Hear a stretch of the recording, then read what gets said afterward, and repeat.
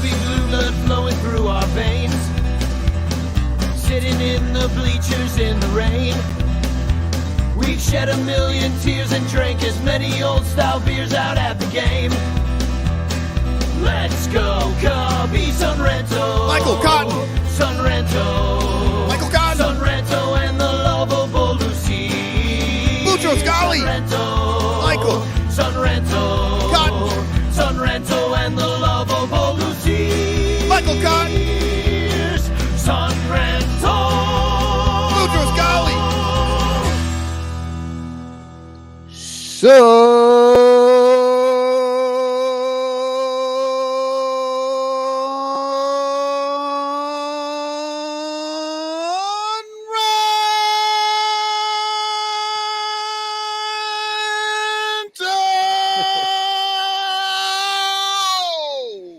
Oh, well, good morning, Vietnam. How you doing? Welcome to the Son Ranto Show. My name's Danny Rocket, and I'm one of your hosts. The voice you just heard was E.E. Cubbings, otherwise known as Michael Cotton or the Cubes fan. And we got IFG here, infield fly girl, who's trying not to suck. Are you currently succeeding at not sucking? I'm trying to actively what I'm really trying to do is encourage the Cubs front office and management team to suck less. Yeah, well, that's a blast from the past. I remember back when we tried not to suck and for a brief shining moment in time did not suck. Remember that? It was so much fun. We should do that again. The good old days. Speaking of sucking, in the Discord, which if people don't know, if you're a Patreon member and you pay us to do this show, because some people out there do value it enough to give us money, which is wonderful, and you should be a Patreon, you can be in the Discord. And in fact, you could be in this part, even when you don't. But I invented a new ass stat, and I am so excited about it. It is average intake velocity plus. And the base level average MLB is 100. And if you go over 100, that is how much more you suck than the other, than the average baseball player. So it's intake velocity. That's what we're into now. This is not measuring my alcohol intake per podcast. Yeah, that's what I thought I was referring to. I thought we were going to just do, what are you drinking with this intake velocity? What's your intake velocity right now, IFG? What are you holding? It looks like a glass of red wine. A glass of wine. I got like a Pinot Noir. I don't know. It's been rated 90 out of 100 by Wine Enthusiast magazine. I have no idea. I don't know anything about wine. I know it's red and I like it. Yeah, and it gets you there. Cotton, you drinking anything tonight? I am. I am having a Peachtree Brewing Company Red Rambler Red Ale. I really like red ales, and for a while there you could kind of find them anywhere, and now it's a little bit tougher, but there's like this one and there's Westo or something. I think these guys they're out of Knoxville, Iowa, and if you don't know where that is, you're not alone. No one knows where Knoxville, Iowa is. Well, except for the people that make that beer. And this comes out of East. This comes out of East Brunswick, New Jersey, is where my drink comes from. It's called polyethylene glycol 3350 and electrolytes for oral solution USP with lemon flavor. And lemon flavor, fancy. Yeah, it's basically prep, and the prep is for me taking a colonoscopy. I can't even say it. A colonoscopy tomorrow, just like the Cubs took today. So I'm going to be doing shots of my colonoscopy meds. Cheers. Out of a Cubs World Series championships shot glass. You're taking shots of that stuff. When I did mine, I would pour in I would take as much as I could and just slam, I don't know, like a full quart or just as much as I could. This is a gallon. Of all the podcasts in all the land, I ended up with a guy taking shots of prep live on camera. So, and if people don't understand, old guys on the show, that's why I'm 49 years old.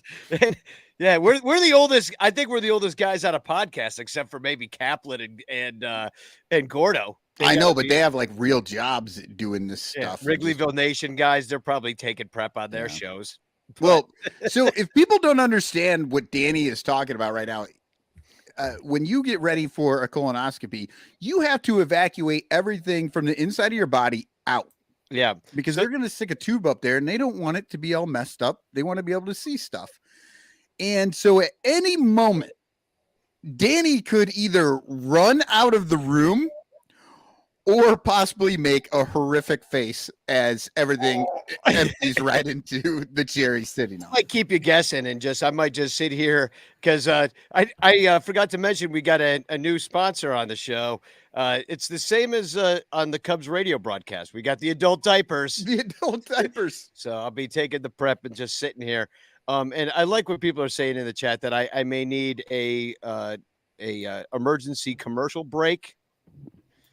And I might need to take an extra long commercial break.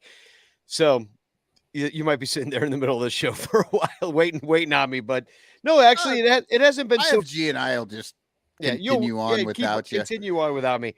I mean, we'll be talking about really shitty stuff, even if you're not here. Yeah, so will I.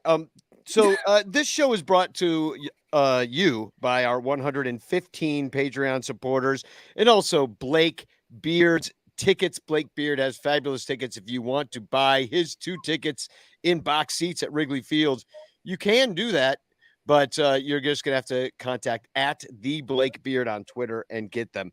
Afterwards, we'll be hanging out on the Discord and hanging out with you. So that's for all the Patreon members. If you want to come hang out over there afterwards. And later on in the show, we'll have Heather Linington Noble, our Orioles fan friend, and she's going to tell us everything about the Orioles that we've got coming up at Wrigley this weekend. And as always, hashtag Chance in the chat, and you can win a Frank Chance postcard sent to you by me with a message of love and or doom. Do I keep freezing? A little bit. Okay, all right.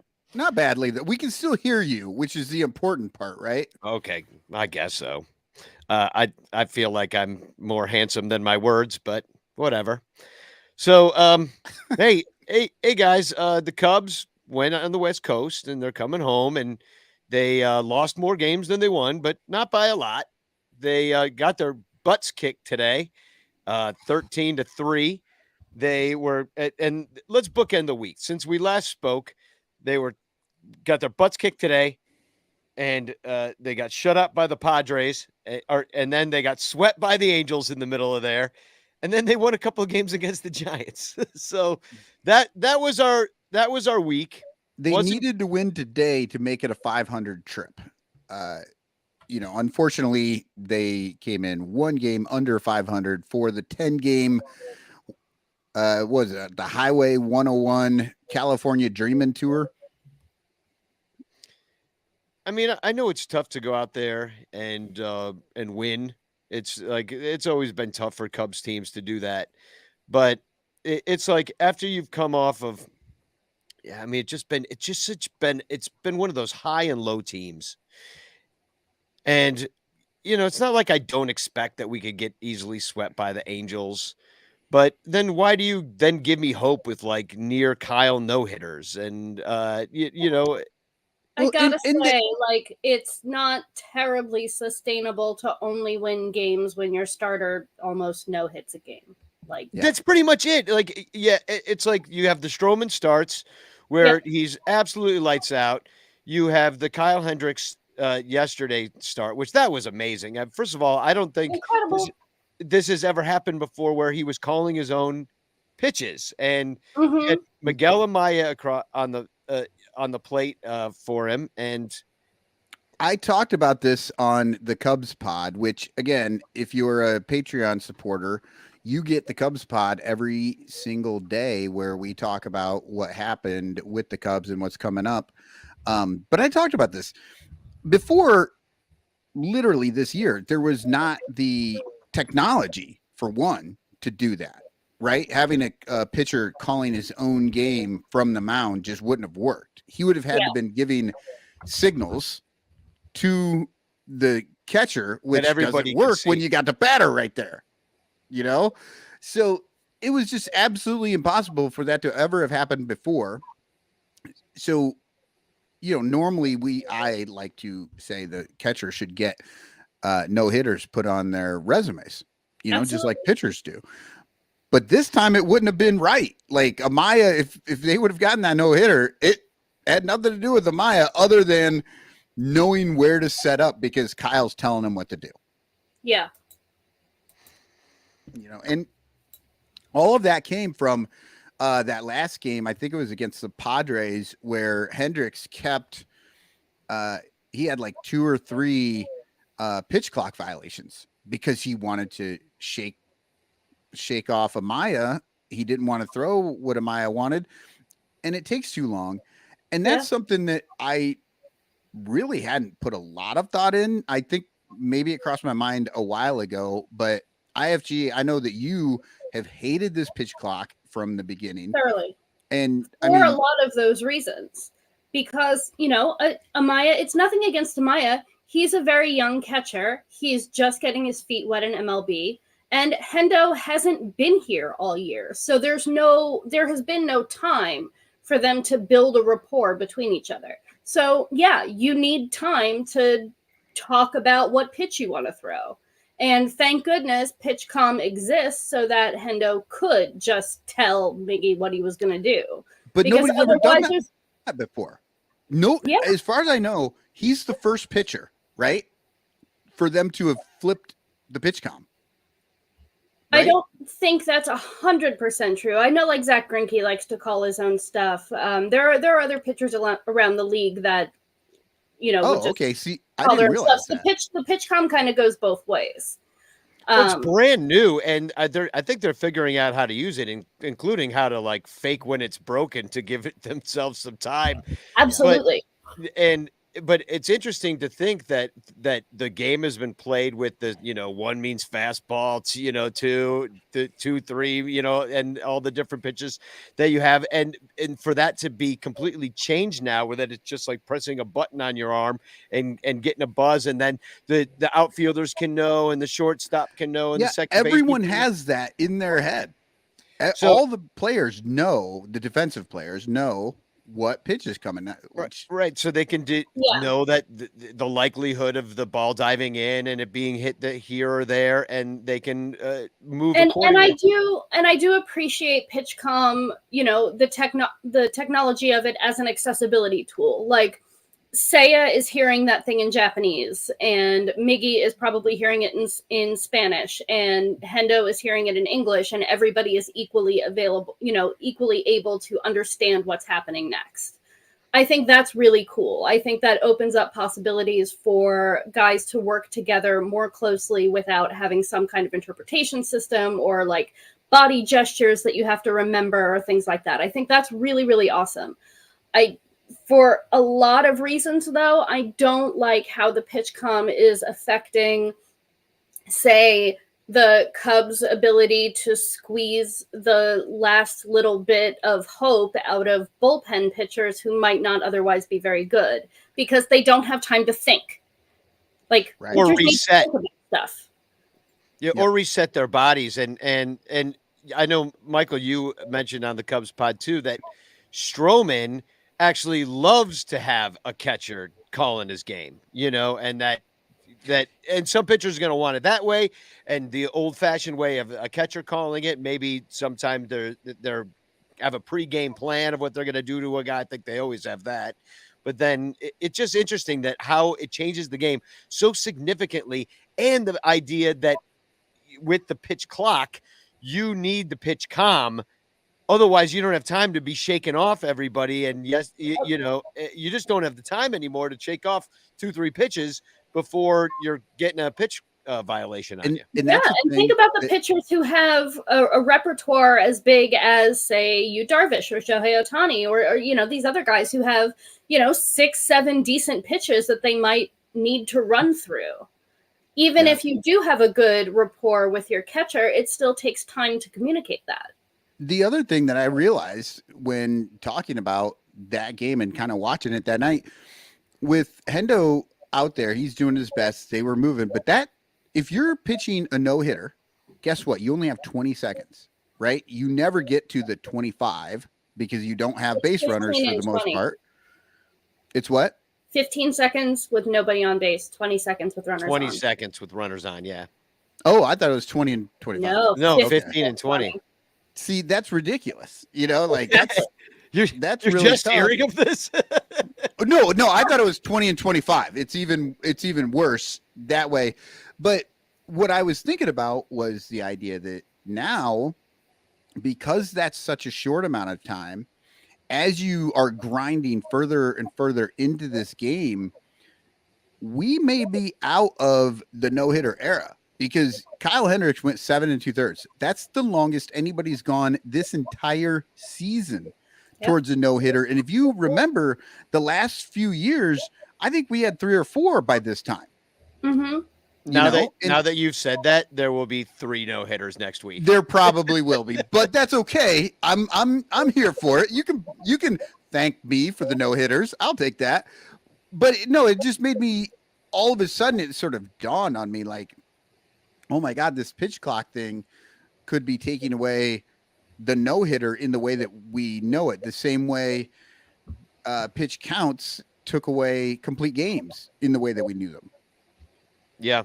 Well, how about Kyle Hendricks, though? Can we just talk about him for we saw 2 starts from him this week, and he got kind of nickeled and dimed against the Padres. Didn't matter. Cubs didn't score anyway, and we lost. And then there was the near no-hitter, and him being back in this rotation in this way, if this can continue, like, especially like this isn't a guy who's just always been really good and then he just happened to have a great game. There's a guy that hasn't pitched for a year, and in his 4th, 5th start back, was that his 4th or 5th start? Something like that. I think 4th. I don't know. But in that, for him to pitch like that and to build up to that moment against a team that's not too shabby of an offense. You know, they're banged up as far as their pitching goes right now. In fact, they had 2 of the same starter in this series. They started the same guy twice as an opener, but you know, for him to no-hit them, and you know, I'll even say Stroman's performance, what we've been getting out of him has been so impressive.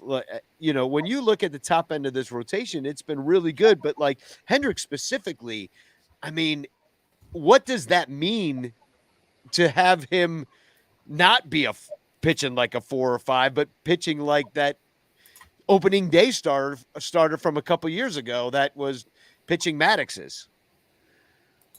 I don't know. I mean, he's come close to a no-hitter before, but never pulled it off, right? Like he's never gotten one. And then not even quite gotten as good as that. Like he has these flashes of brilliance every year, once or twice a year. Yeah, but what does it mean now for this team? Like in a little bit, I want to talk. Doesn't mean anything for this team. Well, no, wait. What does this say? Ryan Thomer? Mm-hmm. Says Jed getting sprung, thinking of how many low A teenagers he can turn Kyle Hendricks into. Yeah, that's a great, and that's kind of where I'm getting at with this, because that's what you're saying, is it? Well, not only for the Cubs. Yeah, and also, is it significant for the Cubs for that reason? Is it significant for the Cubs in that you're gonna now be like, oh, Kyle Hendricks actually is gonna be the new Rich Hill and have this like second half to his career that's incredible? I hope he does. I hope he has it for the Cubs, but I have every feeling that he's gonna be a giant next year. I actually saw somebody when I was looking for TFCs earlier talking about Kyle Hendricks getting traded to the Rangers because DeGrom's gone and they need help. And that makes all the sense in the world because he came from the Rangers system. And that's the kind of thing that, like, I don't know, they would like, oh, we'll bring Kyle back and give up a couple of young guys and blah, blah, blah. And, you know, and it'll be the big story. I'll hate it. Yeah. Well, but it'll be a nice story. He's the last member of the 2016 Cubs on the team. Yep. And here's Alfie saying in the chat, Stroman and Smiley should bring a haul. I mean, honestly, they could trade but who will pitch next year? But it doesn't matter. It's like, again, you know, that was a lot of what I saw too. Stroman, he's upset because the Cubs won't talk to him right now about an extension, which he wants, which is stupid. But if they trade him and then they trade Smiley, they trade Hendricks, like Danny's saying, who's going to pitch? We'll finally get to see the kids pitch because that's the only way it's going to happen. And then it's going to be Tyone, Wisniewski, Steele. They'll probably make Alzolay a starter again. Ben Brown will be up. Killian, I mean, but that's what I'm saying. I do want an all rookie. You can't have an all rookie and Ohtani. Don't forget Ohtani. Oh, and don't forget Ohtani. But yeah, but it's going to be insane. And if they do that, like all these people who are kind of getting itchy with the idea of like, ooh, we'll get a bunch of prospects. Why? Do you really want to wait till 2026, 27, 28 to even have a competitive team? Well, like, it really does kick the can down the road. And when you think about, just Kyle Hendricks just being a leader on this team and also being somewhat durable, and not for the last year when he wasn't pitching, but, you see a performance like that, and he's just so capable of greatness that you think to yourself, like, this is, and he's older. Stroman's older. Smiley's older. But it's, you kind of need that veteran know-how when it comes to pitching. And I don't think we have, I mean, you see what happens with the Wisniewskis and the Assads of the world, where you're excited about them. You see that they could be something eventually, but it's not quite there yet. Terry E in the chat, could we trade for some guys above high class A ball? And that's the other thing that you've got to consider. And I'm kind of like doing the second part of our show first right now, because we're already into the trade talk. But our play and going under 500 on this road trip and getting swept by the Reds and like all the bad things that we've done to ourselves has put us into a place where you almost think that trading any pieces we have is an inevitability at this point. But the question is, what do we even need? Like what do we get for it? And that's the problem, is we need like everything. Because right now we've got a big problem where we have a clubhouse full of leaders that are doing dick all. Yeah, well, they did just win 2 or 3 against the Giants. No, I mean, right like, after they lost 3 straight against the Giants. Yeah, right after they lost 3 straight to the Angels and 4 straight overall, like in a 4 game stretch. And guess what? It's ugly. All 3 of those California teams are 500 baseball teams. Yeah, the Padres are actually worse than that, but they're all 500 baseball teams. They did not go out there. The Padres are in a much harder division than we are. Yeah, they did not go out there and face any like really strong teams. It wasn't the Dodgers. It wasn't the, And I think it's important to bear in mind that the game that we, the last game that we did win against the Giants, it was Mervis and Morel who did all the hitting that won that game. It was not our, glorious leadership. Yeah. Well, and they didn't score more in all week. They did not score more than 4 runs, and they did it twice. One time they did it in a 7-4 loss to the Angels.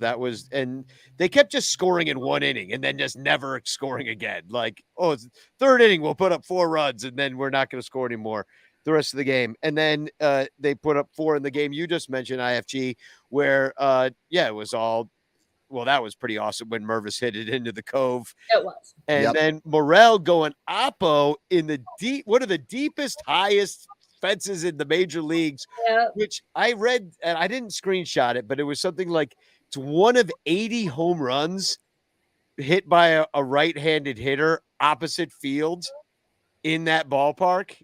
Wow, like, since the beginning of one of 80. That is a really because it is. I mean, they talk about the Green Monster in Boston, but that's only like 275 feet before you get there. Yeah, the one that they got out there in San Francisco is ridiculous. And Dominic Galoro says, hey, we're only 6 games back after this road trip.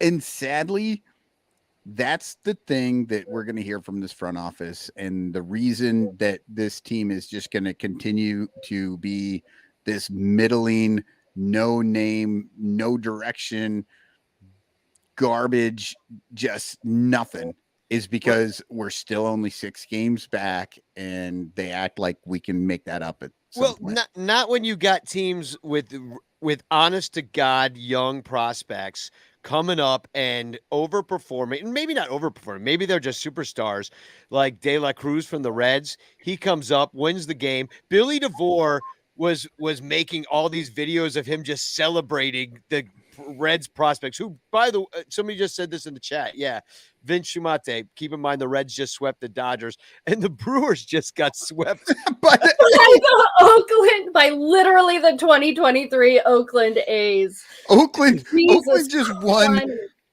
Oakland just won, like, I don't know, like 25% of the total wins they have for the whole season against the Brewers. And we're not even trying to win this division. That's why I'm so mad. I know. We can win this division so easily if You could add like 2 middling bullpen arms and probably win the division, you know? I mean, I was texting with Eric Wheelo, our Brewers fan friend, and he doesn't even like his team.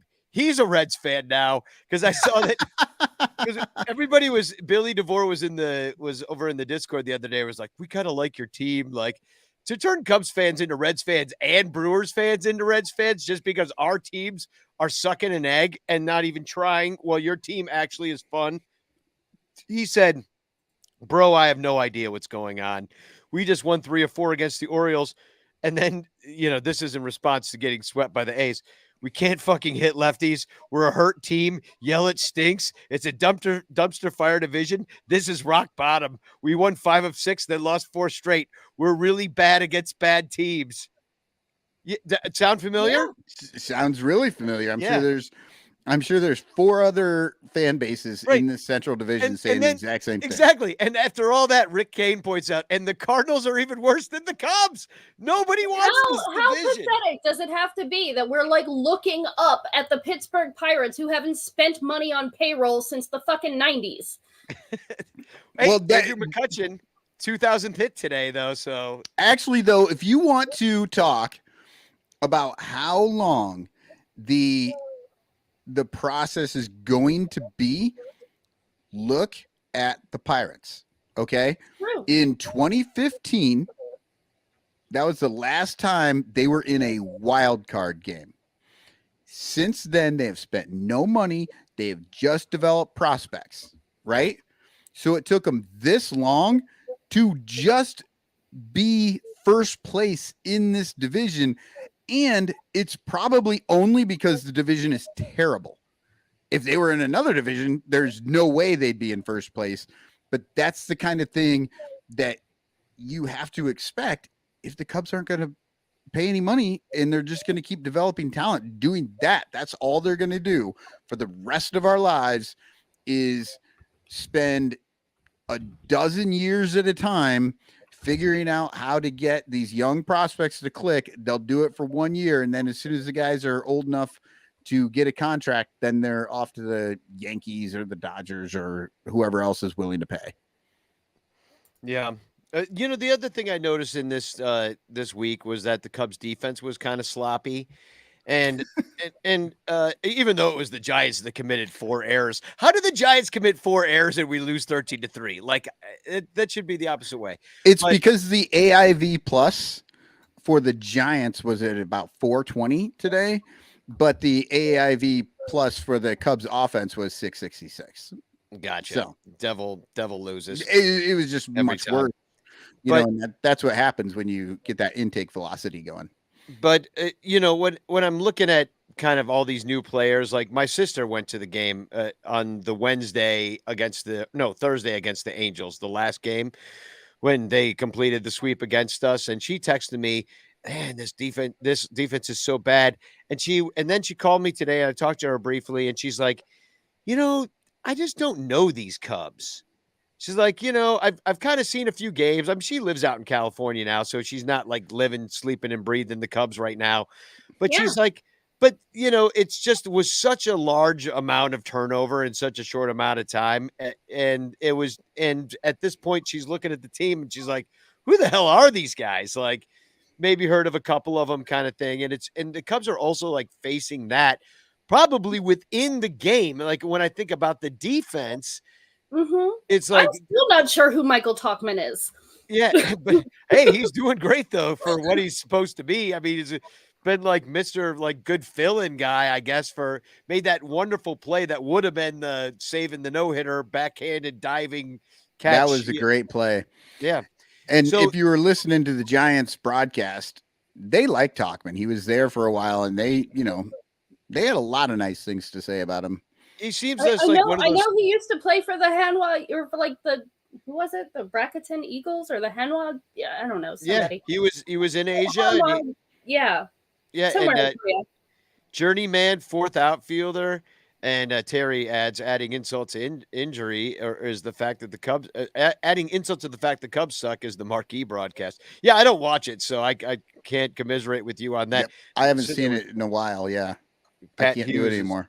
But yeah, Talkman's been doing great. And, I actually got interested in Mike Talkman. I'm glad he came up, because I did write down something about him, is that this year, he's batting 345. This is before today. Batting 345 with runners on base and 160 with the bases empty. And in his career, I was like, well, how does this extrapolate out? 269 with runners on. Nice. And 206 with them empty. So a pretty significant difference of batting average there. I feel like a touch guy. Yeah, so he might be one of those dudes that it might be happenstance, but he seems to do better. And that will make any fan base like you if you come through in the clutch more often than not, So, yeah, it's interesting. And I'll beat the drum for Bodie for years for that reason. So, yeah, I mean, Mr. Clutch for a while. That was the only time that you were excited to see Bodie was just late in the game. Like late in the game, you really did feel like he might do something. And is Seiya hurt? Like, what's going on with that too? They're being very hush-hush about it. Like, he's sore in some areas, but he doesn't want to talk about it. I'm expecting to see him on a billboard for outpatient vasectomy soon. He gets an endorsement deal. Yeah, they've got him sitting on the frozen Gatorade there, just bag of peas and some Gatorade and just hanging out. Well, it's a little disconcerting, especially knowing how this medical team for the Cubs is. They're terrible. They just are terrible. They never seem to get shit going. They always say like everything's fine. What the hell happened to Bellinger? I believe they may have amputated his leg. That's the last I heard. Yeah, I guess rehab stint going to start soon, but he went to California, got lost in a weed farm. Yeah. But they just didn't want him going back to California because he would have been high the entire time. They're like, we'll bring you back when we get home. Yeah, but it's one of those things. Oh, he's day to day. He's fine. And then he disappears and he's gone for fucking 2 weeks. Yeah. No, it happens a lot around these parts, and I don't think we know enough about other teams to know if that happens. Yeah, no. The last I remember from Bellinger, and correct me if I'm wrong, but he made that weird play and like landed odd on his ankle. The chain link fence, and then they were like, Houston. Yeah, and then they were like, oh, it's something about his arm or something, which is very far away from his ankle. So that makes me feel like they're hiding something. Yeah. Oh, man. Well, let's do some rakes, flakes, throws, and blows and talk a little bit more about what's going on. Today, I'm going to show you how to rake. How does one rake? All right. Well, if we use 15 at bats minimum as our cutoff, the best OPS this week was Seiya Suzuki with an 802 OPS. That is like 802 is a pretty good OPS for a season, but not for a week. It's just okay. Second is Ian Happ with a 715 OPS, but I'm not giving it to either one of those guys. I'm going with Mike Talkman. We just talked about him and his 498 OPS. This is the lowest. I've never done this before. I've never been like, you guys have much better numbers, but I'm going this much lower. But unlike Seiya and Happ, he's actually driven in 2 runs and scored 3 himself. There you Saya go. and Hap have 0 RBI. The only reason Hap's got such a good OPS is because he's walked 7 times. That's it. They're not like, sure, the OPS is great. They're doing stuff, but they're not doing it at the right time. They're not really both of them together. Saya and Hap have scored 3 runs. Okay, but that's what Mike Tauchman did by himself. So Ian Happ needs to be the leadoff hitter, in my opinion. Like, he walks so much, he sees a lot of pitches. I mean, maybe it'll screw him up, but I don't know if he walks that much if he's leading off. I Though. think Ian Happ thinks too much to be a leadoff hitter. so he needs like a moment to get in. I mean, it's only one at bat that you're the first guy. Right. Is it though? Because in your Could brain, you're the leadoff guy. And Ian Happ has a thinking thing. Like I don't know. I could be wrong, but he thinks a lot. And you can't think and hit at the same time. Well, I think he's got the lot highest harder. OBP. I think he's got the highest OBP on the team, though. Right. He does 385, and then Nico Horner's got a 333. Like we're talking 50 points. But higher.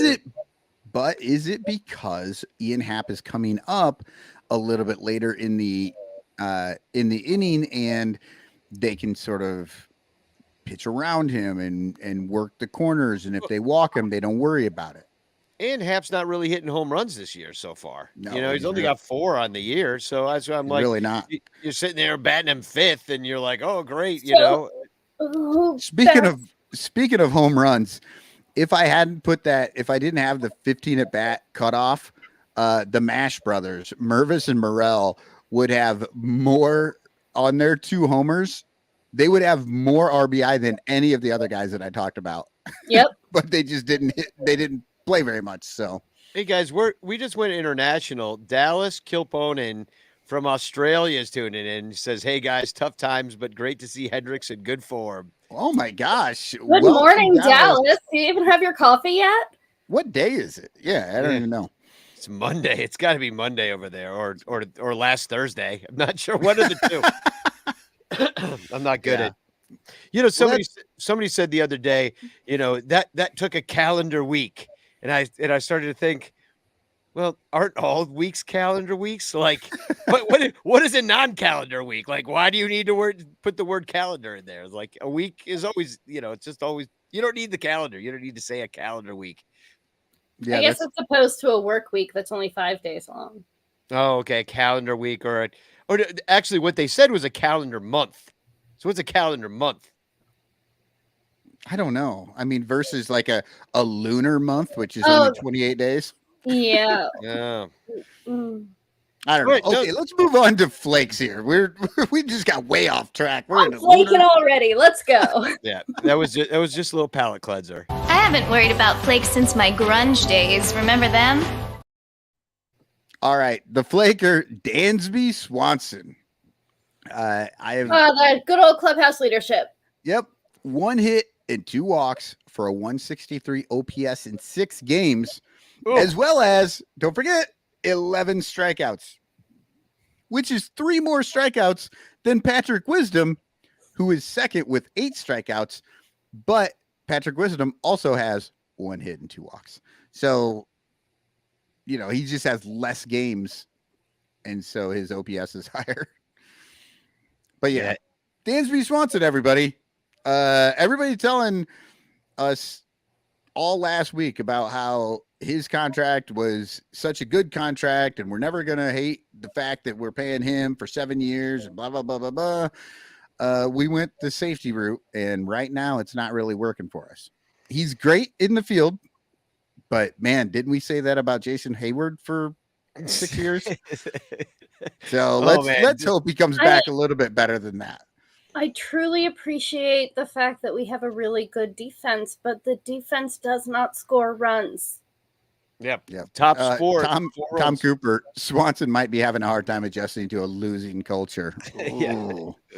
Yikes. He seems to be adjusting just fine to a losing culture. He's He's helping out with that losing culture for sure. So, how about are you ready for throws? Sure. My hands to the Lord. That was nice. Yeah, so this one was really tough because of what Hendricks did the other night. That was amazing, calling his own pitches, almost no hitter.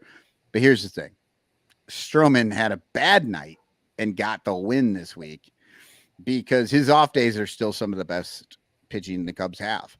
And so I'm going with Stroman just because if you extend this out to 2 weeks, like he is far and away, like it's not even close how good he is doing compared to everybody else. And so Stroman gets it this week with the hope. And I truly hope Kyle does something in his next couple of starts that makes me get to add in this like near no hitter and say, you know what, he's the guy that throws this week, but I'm not going past Stroman. And, you know, I'm giving him the shuffle for Stro. Okay, that was fun. It. But yeah, and by the way, there's a new In the Clutch shirt that Billy just sent me, and check this sucker out. The Strodo slide. Like, remember when he slid against Soto? Yep. Okay. See, you sent this to me the other day in a text, and I didn't get because I was reading it and not hearing it. But like Strodo, like I love that. Okay, the Strodo slide, and I'm dropping the link for it in the chat. 10% off with code SunRanto. This one's I think $27. But no, I love. And here's the thing about Stroman. I want to talk about him in the second segment, but there's no one like him on the team right now. Me and Sarah Sanchez went to the White Sox game yesterday, and we're like, what will we do when they're all boring?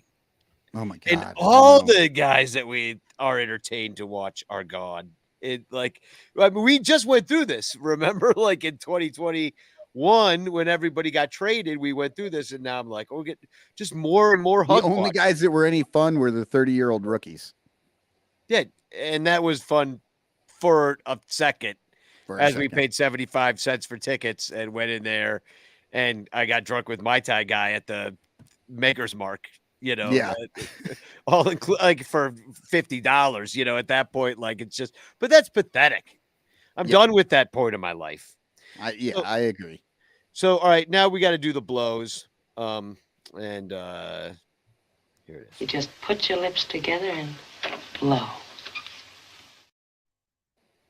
The blower this week is going to be Hayden Wisniewski, who was put back in the rotation due to the injury to Steele. He actually wasn't like completely terrible against the Angels with 2 earned runs over 4.2 innings, but you add in the 2 jock dongs today, and he's kind of the guy you have to give it to. Like he was really bad. And then in the bullpen, the blow is Hughes. He hasn't gotten it back since he returned, right? No. Like he was injured. He did his rehab, came back to the team, and he's just never really had it. So it's kind of sad. Can I bring up a tweet I saw right before we went on air? And this is from Tony Frenzel on Twitter. He said, he tweeted this to me. He thought I should see it, I guess. Check out our pitcher's ERA. I feel like Jed should be held just as responsible as Rossi. And Absolutely. That's Wisniewski with a 533, Fulmer with a 593, Hughes with a 724, Rucker with a 427, only went 0.1 innings today. Get just 497. What did I say? 427, yeah. You made him way better than he really is. Yeah, 497. He was actually the best of the bunch. Estrada 675, and then Assad with a 561. 561. That doesn't make sense. 561. I think that that colonoscopy cooler that you're drinking there is getting to you. Well, you know what's getting to me is the fact that I haven't eaten anything all day, and so I'm like a little lightheaded. In fact, it's time for actually another swig of this stuff, but this time I'll just take it straight from the bottle. Don't you think? Go for it. So this is in honor of our pitcher's bullpen ERA. And So Danny's drinking this, and luckily there is not a camera trained anywhere lower than his chest because we may not want to see what's going to happen to the other end of it. That's for I'm the just glad this is a remote show and we don't have to smell the situation. Yeah. That's for the page. I'll do a remote camera, remote bathroom cam for the Patreon subscribers. I'm kidding. No, please subscribe. Well, you know what? So for the going back to those ERAs and stuff, and the tweet saying that Jed should be held as responsible as Rossi. Does anybody think that Ross is more responsible than Jed? Does anyone think Ross is actually making decisions? No. I mean, I see the chat talking about Ross's bullpen management, but like, who does he have to manage? Who's in the circle of trust? Is the These answer guys. nobody? Well, you know what though, but yeah, David Elliott is saying part of the issue is Ross's stupid bullpen management. Hughes and Rucker pitching less than an inning, and guys coming in with 2 outs. Yeah, that's a good point. That's what I hate, and I've been talking That's about the this. thing that's been. Oh yeah, let insane the to me. guy own an inning if he's blowing it. Like, let him finish it out. It's about the momentum of the game for me. And just like he's just like, oh, my little booklet says that this is what needs to happen now. It's like, but you're not playing the game like it. You know, even when it worked out the other night, like when we went on the we had a game hang on the Discord on Friday night. Yeah, and they brought Leiter in with 2 outs, 2 outs and guys on. Yeah, and then there was that really weird. It was just like a little nubber play, and Leiter couldn't get the ball to first base in time, and Jock ended up being safe even after he was called out. All that. It's just like, yeah, the run scored anyway. Probably would have scored against Stroman, but Jock was already 3 for 3 against Stroh. He had great numbers against him, but what's the odds? Is he going to go 4 for 4? Probably not great. Is he going to get a home run this time and tie it up? I don't know. He did today against Wisniewski, so who knows? But Or the other thing you could do is just walk him. You don't have to even throw any pitches. You just send his ass over to first, and then you're at first and third, but you still have 2 outs, and then you can work through that inning without pitching to Jock Peterson. Like, if that's the fucking math that you're doing, that Jock Peterson is owning Stroman, fine. Send him to first and play the next guy. It's baseball. It's always an option. And like, it might be like the baseball religion side of me, but I really do feel like letting your starting pitcher own the guys that he has on base. Like, he's going to be credited with those runs if they score. Let him do his damnedest to get them out. Yeah, and come in and let your bullpen guy come in with a clean inning as well. Exactly. You're setting your bullpen guy up for failure, and all of those runs end up going to your starter anyway. Like, what the hell? Just let the guy work. Well, we need to take a quick commercial break, and because I'm feeling the churn. All right, I gotta let it burn. Before we take the break, I'm gonna do there's my no Angels time for whatever poem. you gotta talk about. I'm gonna do my Angels poem, and then we'll go to the break. Cubs, just what Angels need, struggling to stay even. Run, Danny. We can't Cubs see you lost anyway. 3 leads, got 3 L's before leaving. Wes, Tyone, and Smiley all left alone and wishing. Bats left them high and dryly. Offense gone fishing. Swept out of Anaheim, up north to the Frisco. Cubs' only positive line, better than St. Louis, though. That's really all we have to go on. It's the only thing we've got. We're better than the Cardinals. And with that, we will be right back. Here's a commercial for Danny's going to go do a Cardinal here right now. Here's a commercial for Patreon. Please join us on patreon.com/sunranto. All over Chicagoland, there are thirsty, frazzled, overworked Cubs podcasters who are struggling to survive one more baseball season in the dog-eat-dog world of unpaid content creation. But it doesn't have to be this way. You can make a difference. Become a super ranter at patreon.com/sunranto, where your support ensures that poor, sad, pathetic, ugly, loser Cubs podcasters can pay for tickets and beer, and in turn line the pockets of the baseball oligarch Ricketts family. Just $1 a month can buy a scorecard. $5 a month can pay for guitar strings to write a Cubs song. And $10 a month almost buys one beer at Wrigley Field. Cubs content creators are the lowest pieces of pond scum garbage that slither over the face of this planet. But super ranters help them get drunk and screw off at baseball games. What do you get out of it? The Son Ranto Show delivered to your podcatcher without stupid advertisements like the one you're seeing and hearing right now.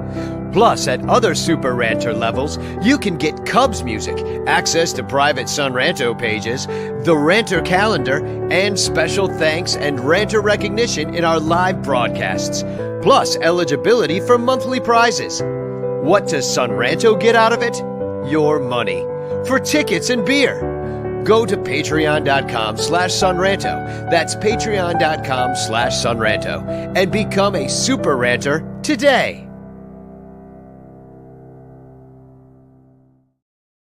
Welcome back to the Son Ranto Show. I made it. Yeah, you did. Good job. You know, I'll tell you the one thing. I know a lot of you guys have been through this before when you've had to drink this stuff in order to clear your stuff for the colonoscopy. But I tell you, I kind of enjoy it. You know, I feel so empty, and I wish it was always like this because it's just so easy. You're just like you know, I won't go into the gory details because this is just the Cubs show, but Thank you. it just happens so quickly. You know, it's just like whoosh. I will tell you, for about 2-3 months after, I think I had the best bowel movements ever. Yeah. Like you just clean everything out, and then for a while you're good. It's like you ever flush an airport or an airplane toilet, and it's just like it's kind of like That's some how I feel. serious intake velocity. Yeah, exactly. So, yeah. Anyway, subscribe to us on Patreon. What if you like poop talk and the Cubs?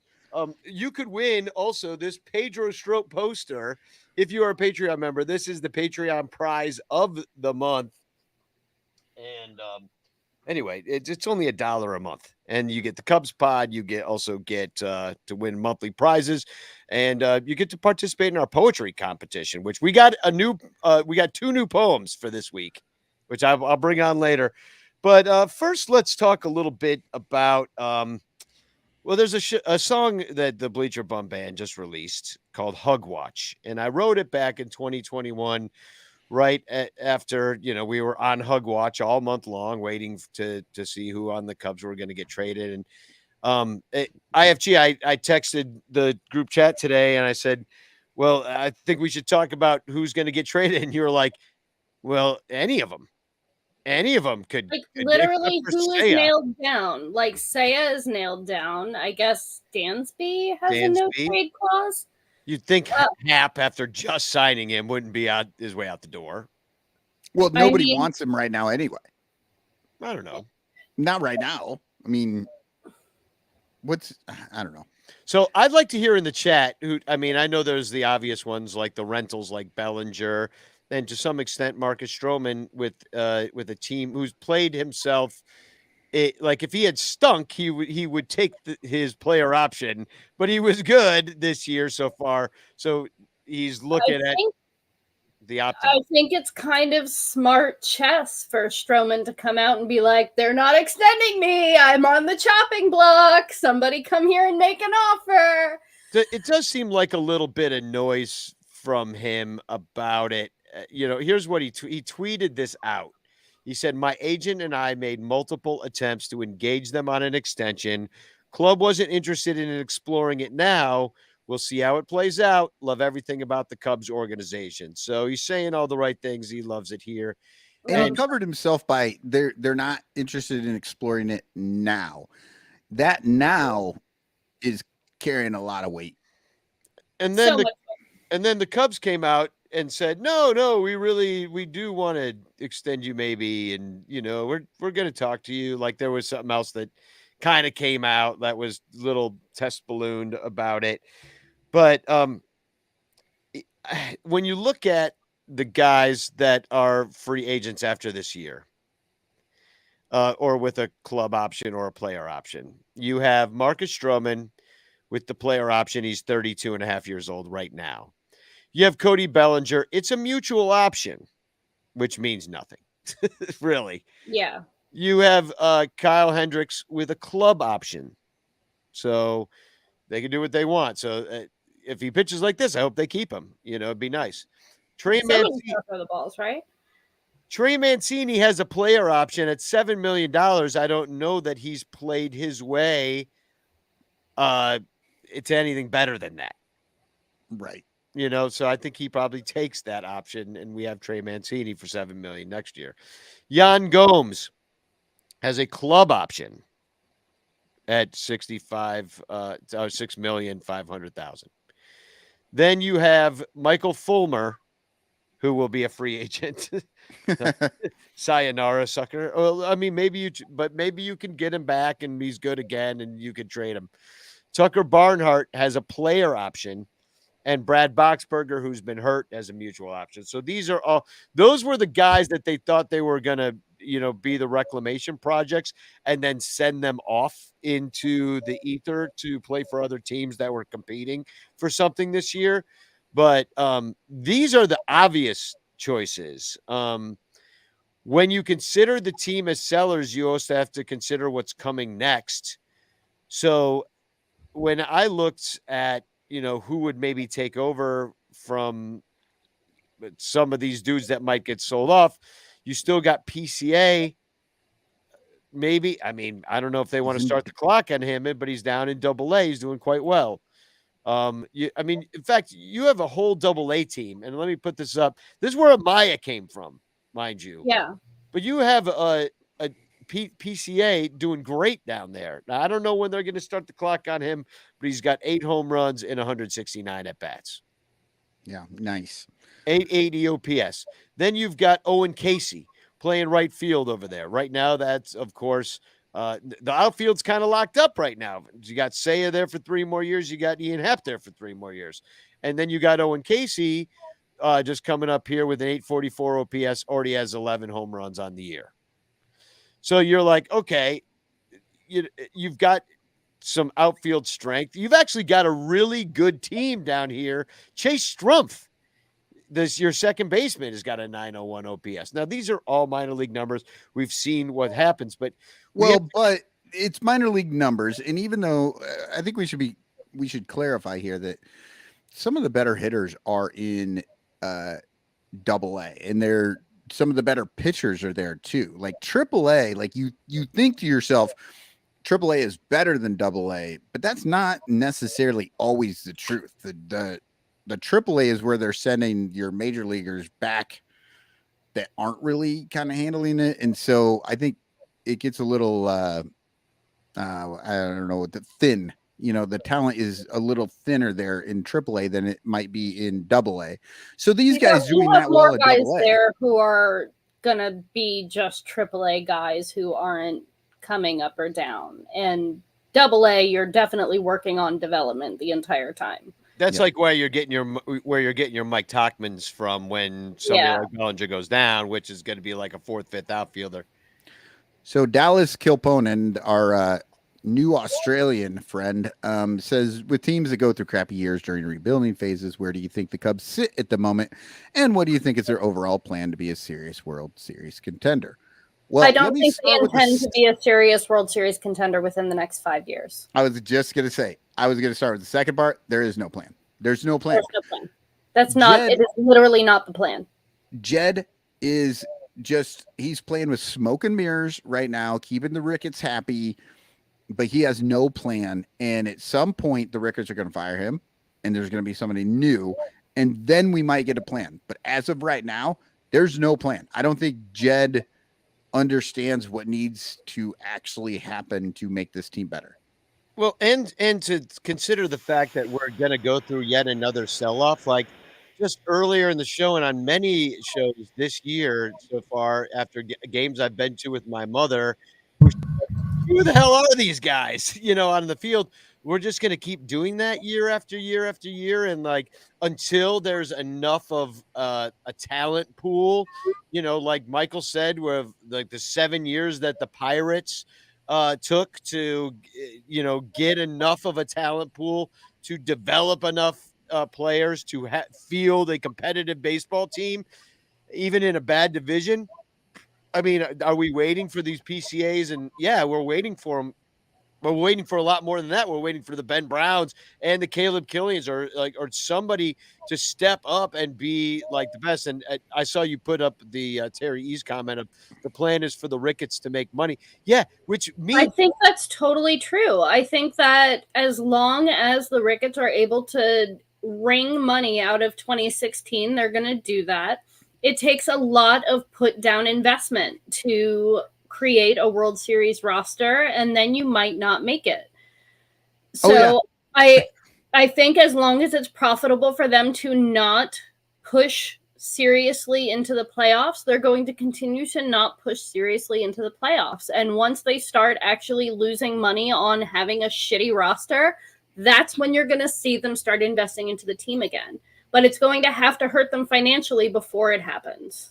Well, and the rest of the division has to decide to get good, right? Because as long as they're 6 games out, as Dominic Galoro pointed out, exactly. As long as everybody is trying to be bad, as long as everybody is trying for that 500 level, as long as there is this push toward mediocrity, I don't think that there's going to be a strong inclination on the part of upper management to do anything more than that. And it's really sad to say it out loud, but I really do feel that that's what's going on here. And I don't personally have a whole lot of hope that this team is going deep into the playoffs in the next 5 years. No, I don't think so either. And, so that's where I would love to be wrong in the rebuilding phase. And Danny asked earlier for the chat to tell us who do they think is going to be gone. So Terry E has Stroh, Bellinger, Gomes, possibly Hendricks, all gone. Toad D&D 55 says Hendo. Terry E laughs and says Barnhart. Yeah. I mean, I don't see Gomes gone as much as everybody else. I don't think we have the catcher innings to replace him with. Yeah, I don't think Gomes is going anywhere. Yeah, I mean, maybe it depends if somebody else wants him. Like the reason I don't like to get into all like the trade speculations of who we will get is because you just have to match up with a team that needs that thing. Like if somebody gets a catcher that goes down and they're like Yan Gomes, that's who we want. Like they might put together a package that you can't resist for Yan Gomes because they need him so bad. You're like, oh yeah, Gomes ship him out the door because he is expendable. And then I don't like Pablo Aliendo is not ready to come up, or anything like that. But then you get another guy who's maybe even worse. Bill writes in, is Jed a fantasy baseball advanced stat prediction victim? I think a lot of these guys are, and I think Jed's doing exactly what he's told to. Yeah, but it's like he might be told to do that, but it's not like he's being taught to do that. You know what I mean? Like everybody who says, "Oh, well, we want to be like the Rays." Well, the Rays know how to do that. No one else knows how to do that. Well, you have to develop talent. I mean, and yeah. I don't think we've seen that happen yet. I mean, Justin Steele. That's who I mean, Christopher Morel comes from. I mean, I kind of think that Christopher Morel is their guy, but the fact that they kind of like weren't really behind him, it seems like they're like, yeah, he's probably going to flame out at some point. It would seem to be their attitude with Christopher Morel as we were all beating the drum for him. And I mean, IFG, I know you've been watching him since the Dominican leagues and playing with the Aguilas for years. I mean, so you've got to give some of his development credit to other people. Yeah, exactly. So, I mean, but where are these guys coming? I mean, when you see a team like the Reds with Ellie De La Cruz all of a sudden coming up and just like, taking the world by storm immediately, I guess we had our 2 weeks of Morel and stuff, and I really do believe in him. But and in those 2 weeks, what did we do? We bounced him around from position to position. We sat him on the bench when he was hot. Like, what are the Reds doing with Ellie De La Cruz? They're putting him in the freaking lineup every single day. Where does he play? Does he have one spot? I honestly don't know. I'm not paying that close attention. But like at no point in Morel's entire term with the MLB roster has he had the same job 2 days in a row. Yeah, and I wonder about, like, talk about these trades, and then you say anybody's available. Well, how about somebody like Patrick Wisdom? Why don't you give Morel a spot? Like, I don't know why they won't let him play third base where he's played most of his entire life. Like, I did screenshot this the other day. This is his Christopher Morel's overall position innings. Yep. So and at all levels, he's played 1,455.2 innings at third base. Okay. He's played his second is just overall outfield, but most of that has been played in center where the Cubs have played him, but he doesn't have, but he has only in left and right a third of those innings. And yet they insist on playing him in the corner sometimes. And it's ugly and everybody complains about him. But people ask, does he have a position? Yeah, it's third freaking base, and center field's okay. And they refuse to play in there because they got Madrigal over there. They've got 3 right-handed third basemen right now on this team, and one of them is Christopher Morel, so he's not going to play. Yeah, So, and I just checked out Ellie De La Cruz, and it looks like he plays third. He plays third base and shortstop. So he does play 2 positions, but they're right next to each other, and it's not a huge. It's not that it's not right That's field job. and third base and all that stuff. Well, but I decided to look actually at what other teams were doing. I wanted to see if some of the better teams were moving guys around. And what I found out was kind of interesting. The Cubs are easily as locked in to the players that they put at certain positions as anybody else is. It's just that, we don't really have as good of players at that. And certain players we just don't give positions to, like a Christopher Morel. But a team like the Braves, they have most of their team locked in. They platoon like one position. And I think the Rangers, also a first place team, like have almost everybody locked in. The Dodgers actually have a lot locked in, but their outfield, which is I thought was kind of interesting, they actually rotate their outfielders. So they're always in the outfield for the most part, right? But they rotate like 4 or 5 different guys through that constantly, which I've always thought would make sense if you've got a 4th outfielder, like give guys days off and just use them, move them around. But what I found out basically was I thought the Cubs did it way more often than other people. It's pretty similar. It's just that some of the guys that the Cubs are doing it with, like Morel, I think are playing out of position, and I didn't get a chance to really dig in to see if and the Nick guys Madrigal, that are moving, and Nick Madrigal, and Miles Mastrobuoni, and Ian Happ. Look, Ian Happ's not a left fielder. He plays left field. He's doing okay out there, but he's not a great left fielder. Listen to the other team's broadcasts. They were saying it today. You'll run on Ian Happ all day long. When Ian Happ had that, he kind of fumbled a ball today or whatever, and they're like, he's got a terrible arm. Yeah, if he doesn't catch the ball, then forget it. Yep. Yeah. And they went through the field talking about it, and they're like, yeah, Talkman, you run on him. And then they got to Morel, and they're like, you will not run on Morel. Yeah, he's got a cannon. he's got a cannon, but they just it might not be 100% accurate, but he's gonna damn well try. Alfie in the chat says that P-Wiz has no trade value. Morel has great tools and everything, but defense and hit tool. Yeah, I mean, but I think Morel could work on the defense and get better. I mean, look, they let if he were given a freaking job. Yeah. Sorry. Patrick Wisdom wasn't actually very good at third base when he's got a frying pan for a glove. What are we even talking about? Well, and P-Wiz also, people forget this. I mean, I know he's very streaky as well, but I do think he has trade value. He has as many home runs as Mike Trout. Yeah, Patrick Wisdom does, right. And he's done it in like down year, but whatever. Well, sure, but it's still this year. He has as many home runs as Mike Trout right now. He's one of the top home run hitters in the league. He's like 18th or something like that. And on top of it, he did it in less at bats. So he did it in less at like 60 fewer at bats. than Mike Trout did. And this brings me to my kind of final question. So we're sellers at the trade deadline. We're not good enough to compete, even though we're only 5.5 games back. We maybe should be adding, but of course we're not. Because Jed can't help himself to, flip some of these dudes for teenagers. But in this kind of disappointing year that we've had so far, who is the Cubs all-star? And and I know we get at least one.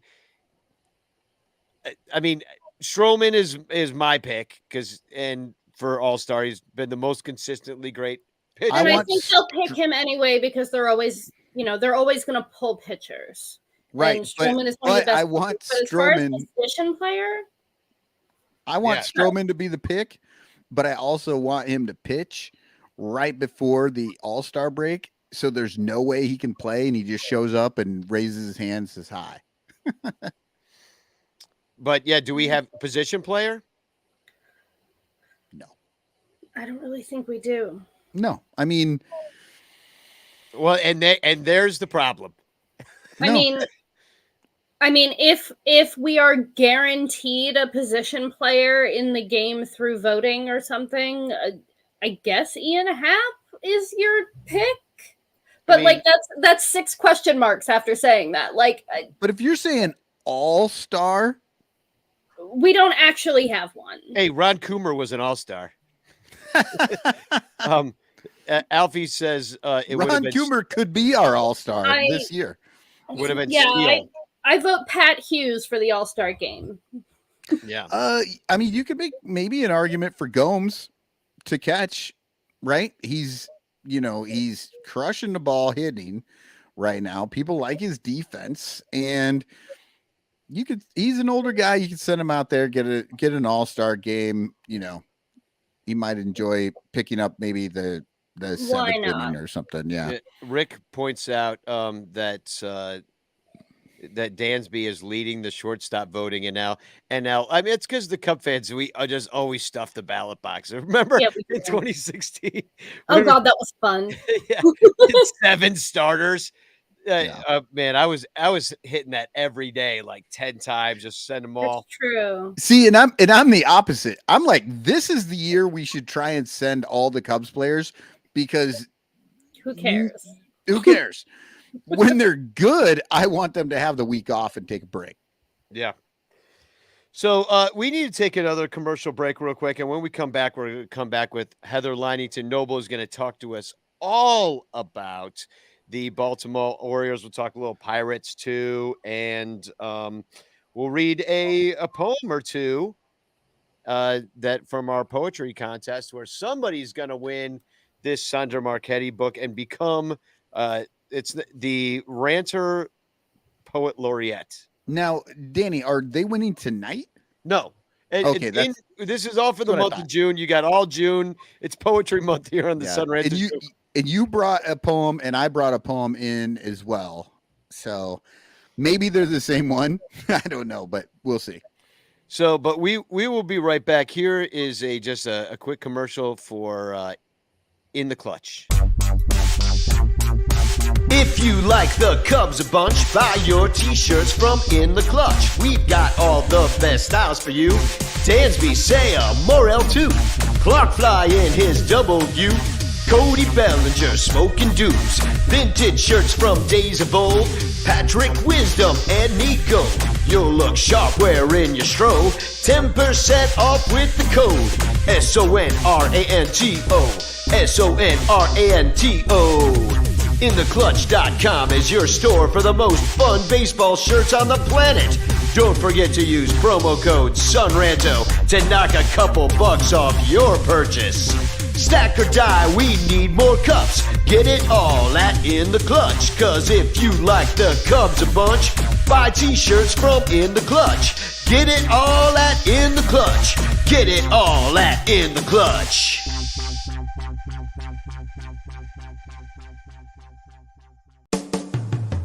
Do you like having sex? Hey, Cubs fans, at Amazon.com, do you buy lots of stuff? Why not support the Son Ranto Show by shopping through sunranto.com/stuff? All you gotta do is fill your cart at Amazon with lots of stuff. Then before you check out with all of that wonderful stuff, head on over to sunranto.com/stuff and click any of our Amazon links before you buy your stuff. Check out like you normally would with all that beautiful stuff. And the Son Ranto Show will get a small kickback because of the stuff you bought. And you'll be helping the Son Ranto Show buy all the stuff we need to stay on the air talking about the Cubs and other stuff. Plus, you could win a monthly prize if some of your is chosen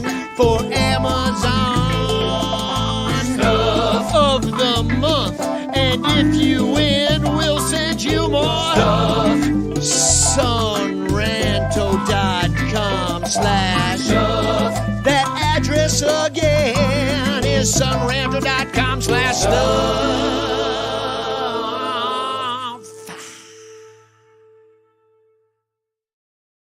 Welcome back to the Son Ranto Show. Amazon is they give us a little kickback for everything you buy at sunranto.com/stuff through our Amazon links, and you're eligible to win a monthly prize. And the person who bought the shelving unit that won the Amazon prize of the month, they came forward. Their name is Alex, and they won the the cute Cubs thermos. But they said, you know what? I just want to give you guys a couple of bucks a month by shopping through your links, but I want that Cubs thermos to go in the #chance end of the year prize. Nobody wants it. Nobody wants that damn little. It's a cute little cherub. Send the little dude to me. I will use it. He's so adorable. No, Look at It's this dude. so funny that everybody's just like, you keep that shit, You man. keep that. That's good. Danny got so many of them. He's just like, Like, this could I be don't great. want to suck something out of a little baseball dude's head. Listen, I give them away at Bleacher Bum Band shows. People love them. They drink Malort out of them.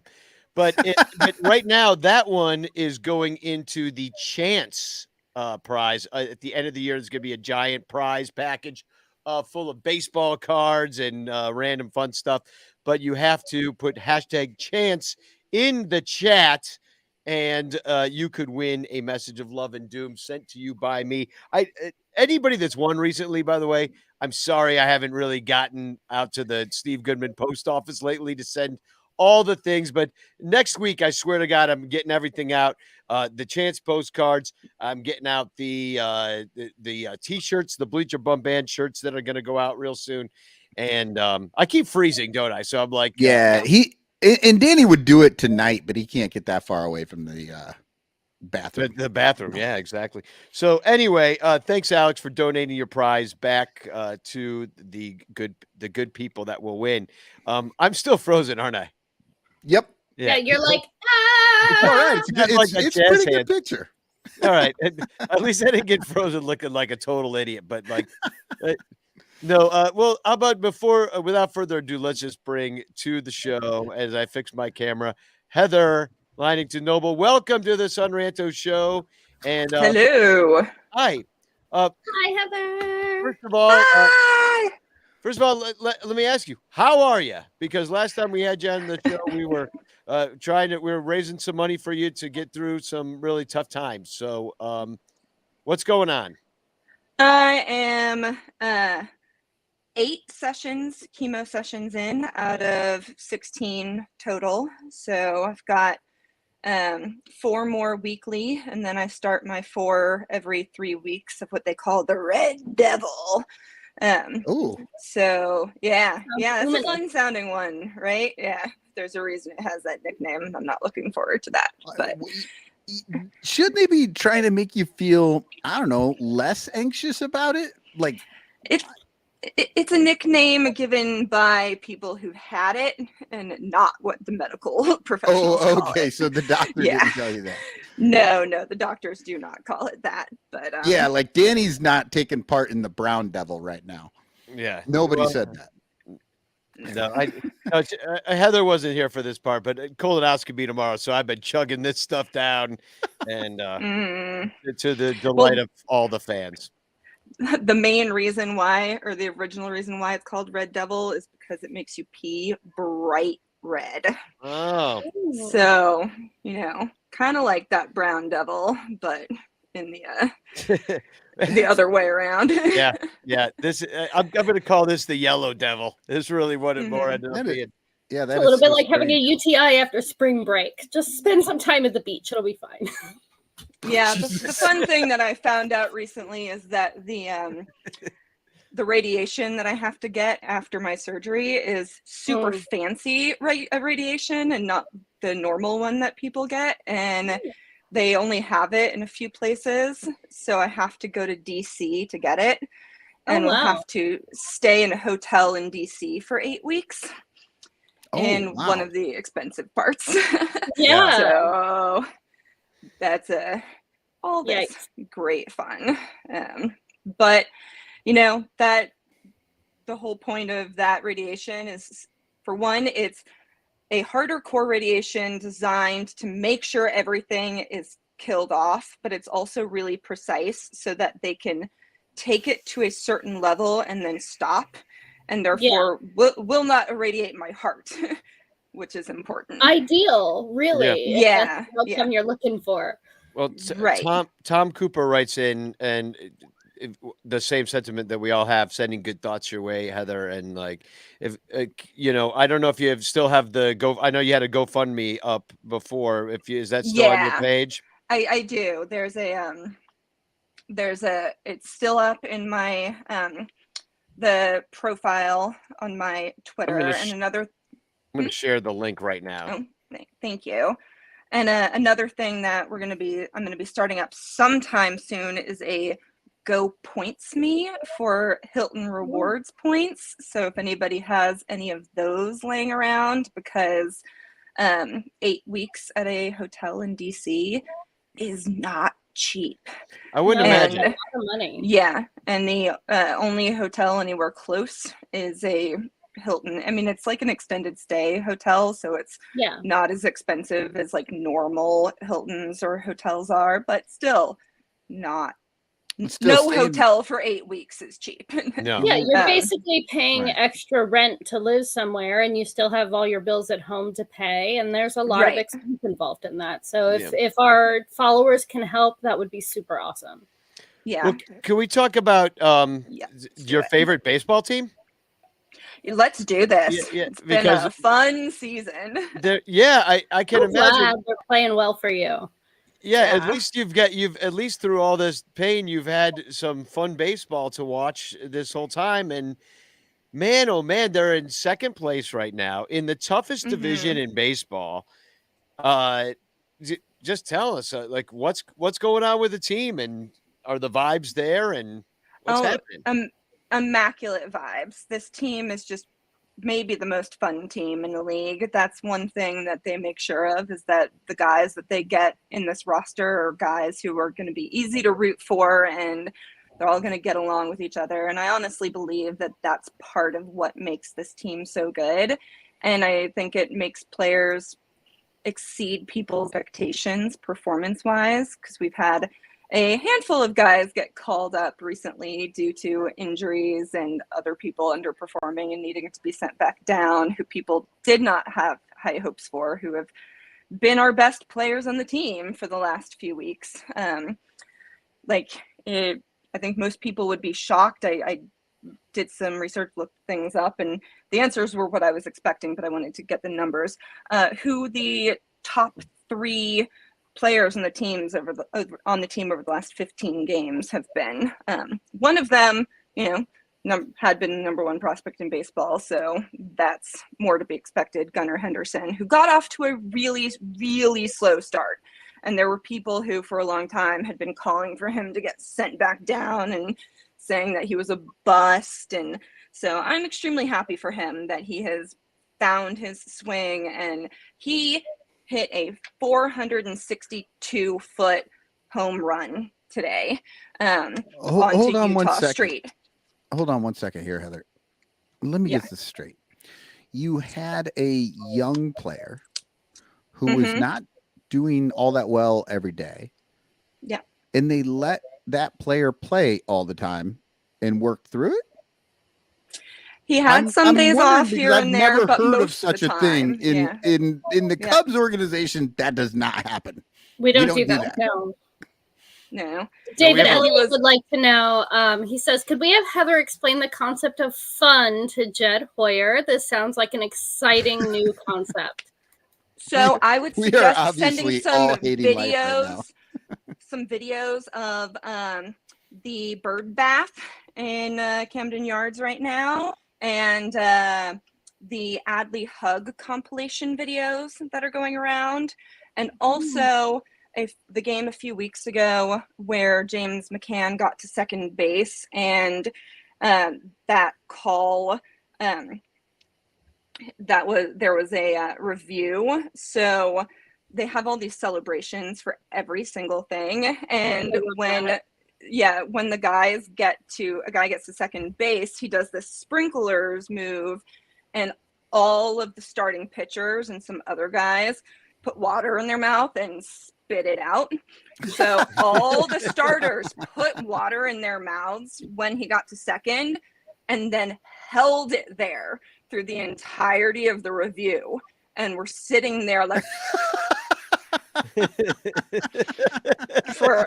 it was the best 5 minutes of a baseball broadcast I've ever seen. It was absolutely astonishingly hilarious between all of those pitchers and how funny they were, and Kevin Brown, and who was on the call with him? I don't remember if it was Ben McDonald or Jim Palmer, but both of them are amazing too. And it was just an absolute delight. So send those to Jed and see if it can help him out. Yeah, some. we've got no click on our team. Our guys don't seem to love each other. They just kind of going out there and going through the motions. And we don't even have a funny home run hat. I mean, even the Angels have a funny home run hat. Yeah, we got no home run hat. We got no they just maybe get on base and look in the dugout and I guess I'm on second. Say what you will about Elias. I respect people having their issues with him. I think that he's done a very good job in some regards and not as good in other regards. But one thing I really appreciate is that I think it's very clear that when he makes decisions about who to trade for, who to sign, and who to call up, that he takes personality and vibes into consideration and thinks about whether or not a player is going to get along with everybody else on the team. This is Mike Elias, the general manager. Mike Elias, yes, putting the team and together. Hold on very, very strongly believes in team chemistry and it having a positive impact on the So what you're saying is that players are human beings and they aren't just numbers on a spreadsheet? Oh, I have another example for this. I don't even, at this point, I don't even know if your team is playing the same game as our team because it doesn't seem like it at all. One of those top 3 players for the last 15 games, Aaron Hicks. Aaron Hicks from the New York Yankees, who they DFA'd, and they are paying $20 million for him to play on the Orioles. The Orioles are not paying him this. The Yankees are paying him this. Smart on the Orioles part. Yeah, so Aaron Hicks had been struggling for a long time. He'd clearly been miserable in New York. New York fans can just be absolutely atrocious to their own players. And for a long time, he would go up to bat, and before he took his first pitch, they would start booing him, the entire stadium, as he walked up to bat. So, and this has happened over and over again. Recent examples being Sonny Gray, Joey Gallo, and now Aaron Hicks. Gallo was Oh my gosh, he was treated awfully. He was treated awfully. And I would say Aaron Hicks up there with Gallo, if not worse, because he was there longer. He was a lifelong Yankee, I believe, at least. So since he had a sub 2 batting average, sub 200 batting average before coming over, and a sub 600 OPS. In the time that he's been with the Orioles, his time with the Orioles, he's got a 1.058 OPS and 345 batting average with 2 doubles, 7 walks, a triple, a home run, a stolen base, and a .472 on base percentage. So he's getting on base in almost half of his at-bats. And he's got a smile on his face constantly. He's talking about how he's getting to actually show his individuality, and he grew a beard immediately. Orioles fans, when he comes up to the plate, are clapping for him and cheering him on. So yeah, when you have these vibes, and it does impact player performance. And I don't think it's all of that, because he did say in an interview right away that the Orioles hitting coaches talked to him as soon as he came on the team and were like, so we watched video of yours before signing you, and we noticed these things, and we think you should make these changes. And he did, and he's credited the Orioles hitting coaches for his changes, but he's all talked a lot about how glad he is to be out of New York and have a beard and be able to be himself, and how great the environment on the Orioles is. It's funny that people perform better when they're happier. And also you're winning games with and let me just read off some comparative stats. As a team, the OPS of the Orioles is 10th in the majors, whereas the Cubs is 17th. They're 12th in homers. The Cubs are 16th. So we're not that far apart. They strike out. The Cubs actually, you guys are top 10 in not striking out. Your average in which walks, is amazing, because we were one of the worst in strikeouts last year. That's one of the things that this new hitting duo has really helped with. You steal a lot of bases, and but you're 6th in runs scored. So what I'm saying is you have average to pretty good stats, and then when it comes to runs scored, you're 6th. So whatever you're doing is working. So you don't necessarily need all the OBP or all the slug or all the speed. You just need you need it in the right order and at the right times, because you're scoring the runs and you're winning, and that's how you win the baseball games. Our guy on the Cubs, we have higher numbers in many cases. Sometimes we'll have the better OBP, we'll have the better stolen base numbers, quote unquote, but in the end, it doesn't amount to runs, and it doesn't amount to wins. So then you get into vibes, and you get into management, you get into personnel and lineup construction and everything else. Well, this Orioles team thinks it can win every single game that it plays, and it doesn't think about what the other team's stats are and compared to their stats. Doesn't consider any of that. They think that they are capable of winning every game, which they have, I believe, 21 come from behind wins out of their 41 wins. So they've shown that they are never out of a game, that they are capable of winning any game that they are playing. And this is the best start that they've ever gotten off to. And their roster is that different than last year's. And a lot of the guys who are different are guys that people are kind of about. How many people thought that Ryan O'Hearn was going to be an impact player on this team? Most people are like, who is Ryan O'Hearn? But he was called up immediately started carving his place on the roster, immediately started making an impact, and he's been incredible. He's got a 901 OPS total for the 989 now. Oh, so that after today, it went up then because he had a great game today. He was on base all 5 of his at bats in this game today. Yeah, you've got a lot of guys. I mean, above. I mean, they're not all quote unquote qualified players, but you've got like Aaron Hicks and Ryan O'Hearn don't have enough at bats to qualify. But Cedric Mullins, Austin Hayes, Gunnar Henderson, Anthony Santander, and Adley Rutschman. Those are 5 starting players that have taken like near all around 200 at bats, just more or less, all with OPSs over 500 or over 800. I mean, that's when you've got that many people contributing in your lineup on a regular basis. That's got to be how you're scoring the runs. Now, how about the pitching on the team? Like, is that?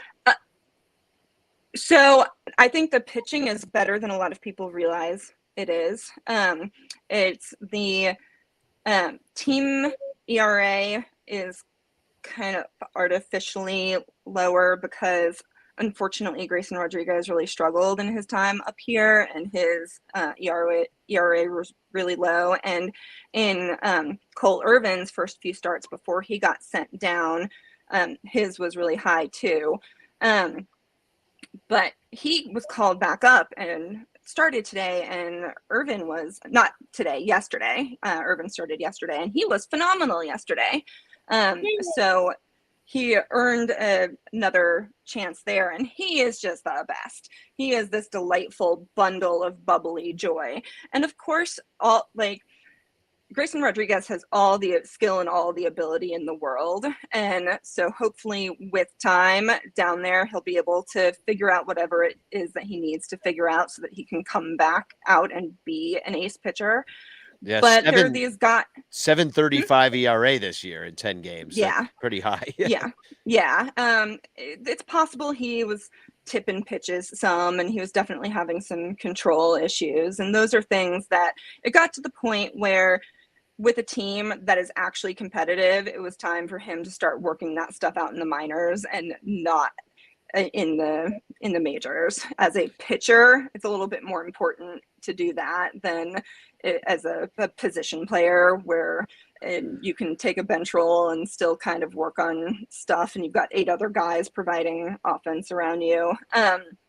But I think that a lot of our starters have been pretty underrated. I think Tyler Wells has been phenomenal, and I think he's been one of the more underrated players on our team. He's got, I think, a 3.29 ERA, and I think it's still the lowest whip in the league. If it's not, it's got second, but I think it is, which is great. And he's a Rule 5 pick that we picked up a few seasons ago, who started off in the pen his first year. So he's been so good. Kyle Gibson has been great for us, and he's another guy who everybody complained about him being signed, and they're like, why are you signing this guy? Look at his career ERA, he's old or whatever. But he's, not only eating innings, he's winning a bunch of games and has got a sub-4 ERA as well.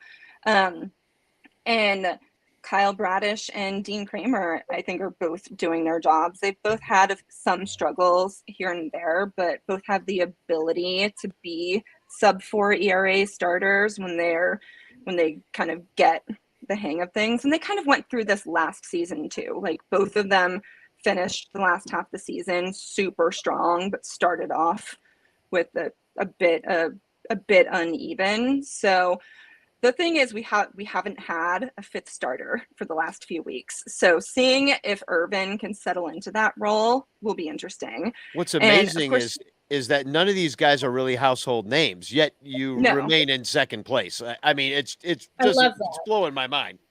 Well- our one pitcher who's a household name is our closer, because we have who I think is the best closer in the league now. Well, your bullpen leads the major leagues in strikeouts. Yeah, That's awesome. Yeah. So he's got the 20th most strikeouts of Felix Bautista has the 20th most strikeouts of any pitcher in the league right now, even Amazing. including starters. He is striking out more than 50% of the batters that he faces. 64 strikeouts in 31 innings pitched. I know. Good Lord. For Wow. a closer, that's incredible. Wow. You know, And this, I started looking because our team, we have this problem with, it seems like we never have a set defensive lineup. And so while you were talking there, I jumped in and to Fangraphs to see what your lineups, like what your defensive lineups looked like. And the Orioles seemed, third base has a 2-player platoon and right field has a 2-player platoon. And outside of that, you know, unless there's a day off, like a rest day or something, like the team is pretty much set with the 8 other positions. No, 7 With other DH, positions. yeah, if you DH. Yeah, but yeah, like, and I don't know what I'm trying to find out. This is a thing that's been bugging me about the Cubs, is just the idea that we never seem to have a set defensive lineup. Like, I get that your batting lineup can move around. Well, I don't know if that's true. I mean, except for injuries, you got Say out there, you got Happ in there, and Bellinger. Like the outfield set, up the middle they're set. Where we got our platoons is at catcher, first, and third. There's like, and then we've had so many injuries that we've been stuck with this. But like, the point stands that, I mean, the Orioles are not the best team in any category at all, but they're making more out of it than we are. The sum of their parts is greater. They're better. I mean, yeah. Pirates are the same. We won our series against Tampa. So Well, we so did went we. 2 out of 3 against them. Yeah, we did too, like champs over here. But then we got swept by the Reds. So As a personal question and a little bit on the prospect pervert side of things, I know our good friend and minor league catcher Maverick Hanley was out for a little bit with an injury. Do we have an update on him yet? I know it's been a couple weeks. I saw him, and that he is. Last time I checked, he was back unless he got re-injured. So rehabbing at least, because he's not back at the level that he normally plays at. Right. I'm still like fingers crossed. He's such a good boy. I was hoping that he'd debut this year, but yeah, he's a catcher, huh? Yeah. Yes. For the But Bowie Bay Sox, I guess that's where he is. Bowie. Bowie is our Bowie, yeah. Bowie Bay Sox. I think he'd actually made it up to AAA Norfolk for, it's actually pronounced no fuck, but I can't do it. No.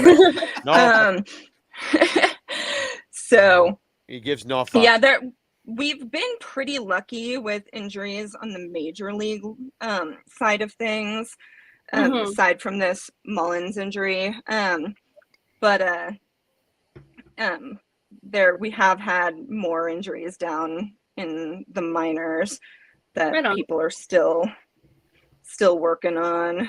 So, but it's impressive. As for catchers, I've actually been quite impressed with James McCann. You know, he's not a great hitter, but he's really upped his game when it comes to defensive catching this season. He's been framing really well, calling really good games, blocking well, and throwing base runners out. He's actually, and I'm sure there are a lot of people who don't like hearing this, because I believe that he can be someday and will be someday. Everybody wants Adley to be the best catcher in baseball, but behind the plate as a defensive catcher, statistically, numbers back this up. James McCann has been better behind the plate so far than Lee Richmond has been. And last season, Robinson Chirinos is an absolute delight. He had great vibes on the team and was the worst pitch framer in the league.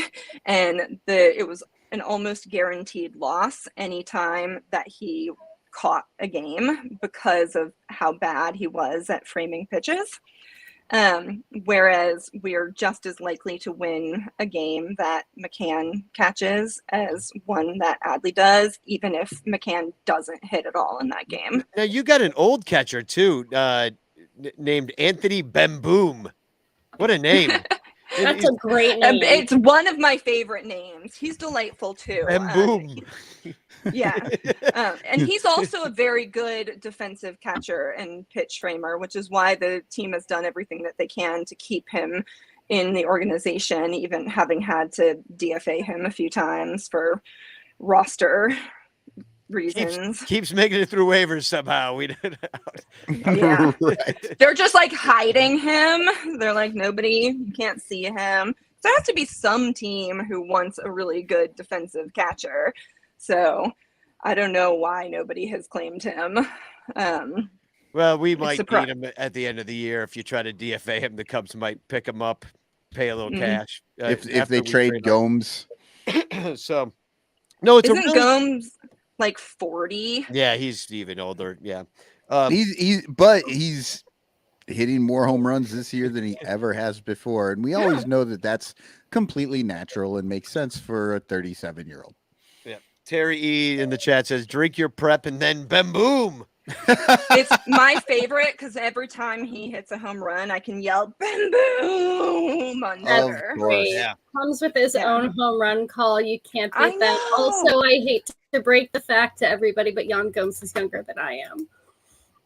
Yeah, me too. He's 35. Oh, he's old in the face though, isn't he? Like he already He is looks so much older in the face than I am, so I have that at least. He's got I 50-year-old thought he was knees, 37. I knew he was younger than me, but I thought he was 37.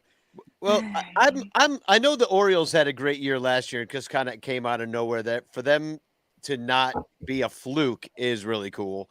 And the Pirates too, because this week is going to be pretty interesting for the Cubs, because coming to Wrigley is the Pirates, and they're in first place right now in a terrible division. They might not be in first place in any other division but the AL Central, but they're very similar teams that we're going to see this week, which is teams that you did not expect to be where they are right now. And that should be really cool to see. And I did want to mention that it is a Pride Night on Tuesday, in case anybody didn't know. They haven't really been advertising it too much. Surprise, surprise, Cubs. But they have I don't know what I want to get everybody's opinion. It's sold out, so you can't get one. But what do you guys think of this? Yeah. I love it. I love it so much. I arranged for one of the ranters to go pick one up for me. I bought the ticket for it and everything, and I'm very, very excited to have my Cubs Pride jersey. Cool. Yeah, I think it looks pretty cool as well. And I did see a lot of people trying to make those deals that IFG As made. a visual description, it is an all black Cubs jersey with pinstripes. The pinstripes are rainbow colored, and the back of the jersey has a rainbow flag, not quite the pride flag, but a rainbow flag on top, like an old school pride flag before we added like the quarter bit there. The more inclusive ones. Yeah, the more inclusive one. So it's a rainbow flag, and then it says Pride in red and then 23 in blue. The front has the old like Chicago script word mark with the walking bear logo on it. It's just adorable. I'm so excited to get this in the mail. There's a hat as well that's also available, and this is still available, which it's pretty cool. Yeah, the hat is black and has the inclusive Pride logo with the Cubs C superimposed on it. It's like a banner. That's delightful. I love that. Yeah, so that's going to be on Tuesday, and then what I was just looking for, I wanted to screenshot it and bring it up. The Orioles Pride jersey.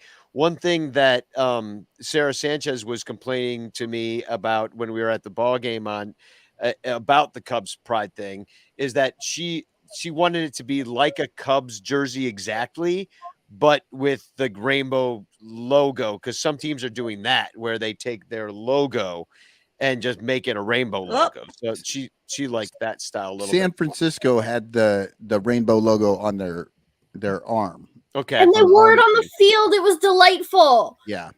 I Yeah, remember seeing that Gabe Kapler said that there was 100% buy-in and there was no option to not do so. Yeah. So go Gabe Kapler for that. Oh, I think we just lost you for a second there, Heather. But Yeah, we- I said I didn't have internet. I was like, that's a lot. well, and then the other things that are going on during Pride Night is the Chicago Gay Men's Chorus is going to sing the national anthem, and there's like these TikTok dads that are going to throw out the first pitch, I guess. Oh, that sounds fun. Yeah, they're two dads of two twins. I guess they're little TikTok stars, and then there's going to be face painting in Gallagher Way. So I was like, I should go get my face, but I was like, how is face painting like a LGBTQ pride thing? I had my face painted at T-Mobile Park last year and it was delightful. Go do that. It's like a no. I had rainbow stuff on my eyes. It was great. Go get pretty. Maybe I want pictures. Maybe you don't have a choice of what gets painted, Danny. It's just the rainbow flag, and that's it. Yeah. Every person. That's just walking easy. around. Just stripe, stripe, Maybe- stripe. Maybe it's drag makeup, because that would be awesome. amazing. That If actually they would just be did awesome. drag makeup on everyone. That's face painting. Yeah. And here's the other thing that they're giving away. They're giving away the Boog ALS shirt. That's only for the bleachers on Thursday. And on Saturday, and Michael, I know you're going to try to get in there early to get this, the Boog and JD talking Oh my bobblehead. God, I am going. Here we go. I do have tickets for that game. You got to get there Of an course. hour and a It's half like- early. This is the only. It's the one thing I wouldn't take. Yeah, it really is the one thing. I mean, it's a pretty bad bobblehead. I mean, it's the announcers. It's like a little ad for Marquee. I wouldn't want it either. Or But, maybe I'll rip Boog's head off and I'll somehow put my own head on there so that it's like me and JD hanging out watching a game. I don't know, Kent. Boog kind of looks like you, Michael. I see the Personally, resemblance. I would absolutely love a talking bobblehead with Kevin Brown and Ben McDonald or Jim Palmer.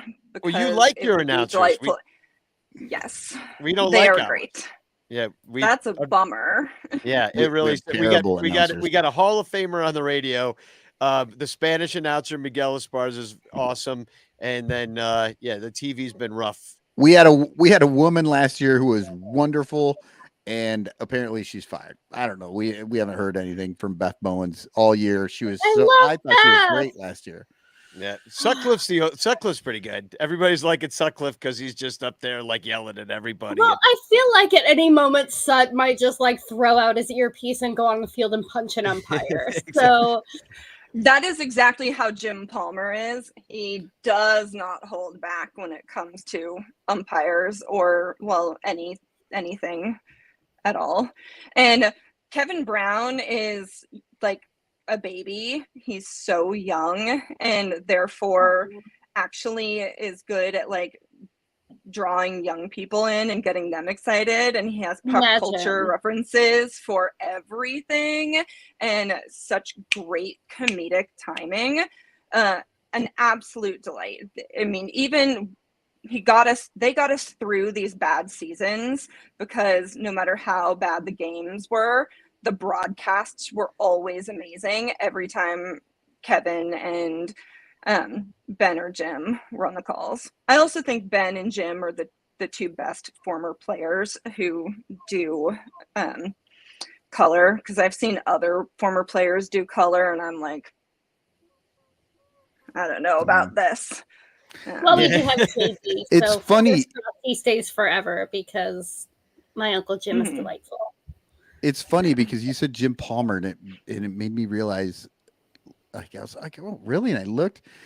I met Jim Palmer at like a baseball card signing show in the late 80s. Was he in And his underwear?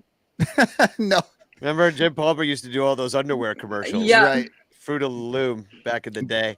But yeah, I remember I thought it was so cool. I was meeting a big leaguer. I had no idea who he was. But I did for a while, and I probably still have it somewhere. Jim Palmer signed baseball card. Yeah. So And he's been calling games forever and has an eidetic memory.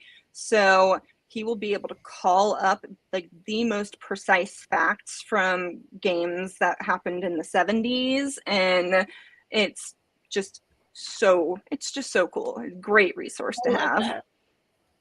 well, it And sounds- I'm not worried about him ever saying anything problematic, which is nice. yeah, Not Right. yeah. We're a little bit worried about that with Sutcliffe. I mean, I think A lot. yeah, But a lot of it, maybe. Yeah. Just keep him away from the hey, booze. look, I found a picture of me at T-Mobile Park Pride Night last year. Yay! Face paint. Go get your face painted at Pride Night. It's so much fun. T-Mobile Park Mhm. really does know how to do up a Pride Night. They had the whole like T-Mobile Pen area with like rainbow arches where you could get your picture taken, and they gave away flags and buttons and hats and all kinds of stuff. And yeah, if your park does a Pride Night, please show up and support that because we need more of that. Yeah. I'm delighted that 29 out of 30 teams participate in Pride Night every year, and we need to pressure the Texas Rangers into making it 30. Yeah.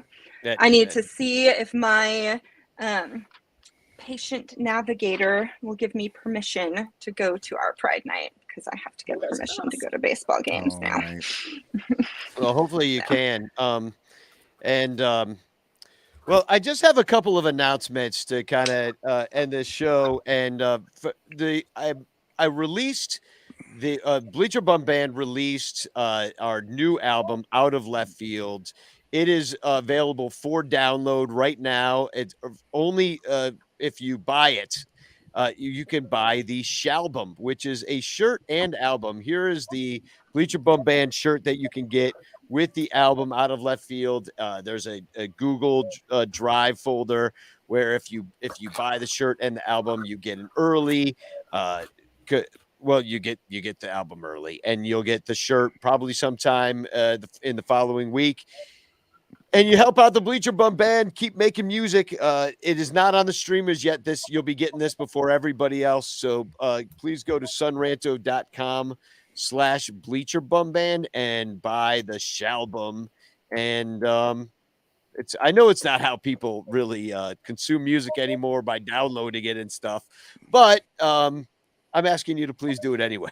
And, It is how they it'll feel consume a their lot better. T-shirts, though. Yeah, exactly. Your T-shirt is still is normal, if you will. The other way you can get the album is by upping your pledge to $5 through Sunranto. I've also posted the link to the Shalbum there, or to the album there. And the other way you can get the album is by being a Bleacher Bum Band Patreon supporter at Sunrant or at patreon.com/Bleacher Bum Band. And also, I want to invite everybody right after the Cubs play the Orioles on Saturday. We're having the CD release celebration in which there's a Facebook event. So I'm going to drop the link to the chat. That's at Output Lounge right after the game is over. We'll be rocking out all the songs on the album, maybe a couple more as well. Also, we're all going to the South Bend Cubs game where the Bleacher Bum Band is going to play again on on July the 8th. Me and Jeff are going to be singing the national anthem before the game, and then we're going to rock out after the game right there in South Bend. It's got the name of it's escaping me right now. It's called something Coney Island. I'm going to look it up right now. It's South McCormick's Coney Island is where we'll be playing in South Bend on July 8th. And also you can get tickets and hang out with us at the game.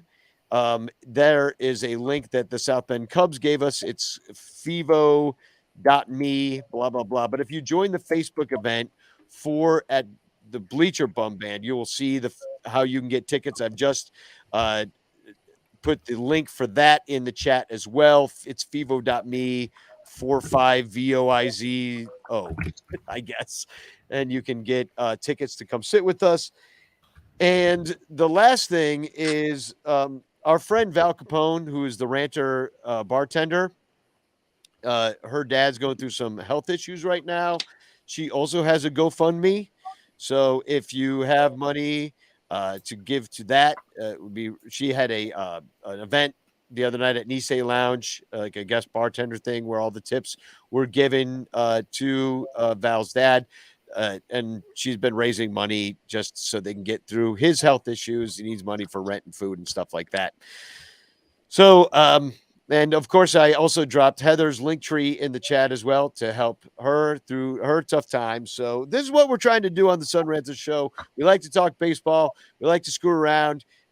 We like to drink prep live and wine and beer and hang out with everybody, talk about the Cubs. But really, what we want to do is build community and help each other out. And if you have anything extra, please give to all the links that I dropped in the chat tonight. And Heather, they can find you at ALAINNFOCAIL Elan Focal. I'm not going to pretend to know how to pronounce that. It's Irish Gaelic. There's probably a sh sound in there or something. So I will say bandwagon fans fully welcome for the Orioles. So if any of you are like, of course, I'm going to keep rooting for the Cubs, but I want some good vibes too, please hop on the Orioles train. Super fun team to watch. We're more than happy to have you. Okay, maybe not next weekend, but sure. We'll think about it. Well, right. Yeah. Yeah, otherwise. So hashtag chance in the chat still. We're still having that chance competition there to win the Frank Chance postcard sent to you by me with a message of love and doom. But we do have a few TFCs before we get out of here. Did you want to do any of the poems at all? Oh no, we'll get to the poems the next time. We're out of time. All right, that's fine. Yeah, I have one TFC. As soon as I find it. Do you have one? Yeah, I do. Here we go. So this is from the Sun Ranto Ranchers page, and the Cubs had Facebooked out that what happened? What? It turned into pride. I don't know how that happened, but it's the Cubs had Facebooked out that they had recalled Nick Madrigal from the Iowa Cubs and optioned infielder Miles Mastrobuoni to Iowa. And Jurgo stuff in the Ranters page says it's like replacing John Wayne Gacy with Jeffrey Dahmer. Jesus. It's a little harsh, but hey, it's Sun Ranto Show hour 3. Yep. Oh, hilarious. I got a random DM during the show for somebody that just discovered our show. Do you want to see it? Oh, yeah. Bring him. Oh, no. Bring it. It says, wowzer! I accidentally found your pod with Sun Ranto that I saw on Chuggo Cubs. Geez, very solid pod. So happy I found it. Great work and kick-ass t-shirt. Also, you're the best looking Cubs fan I've seen in a while. Hopefully that's a compliment.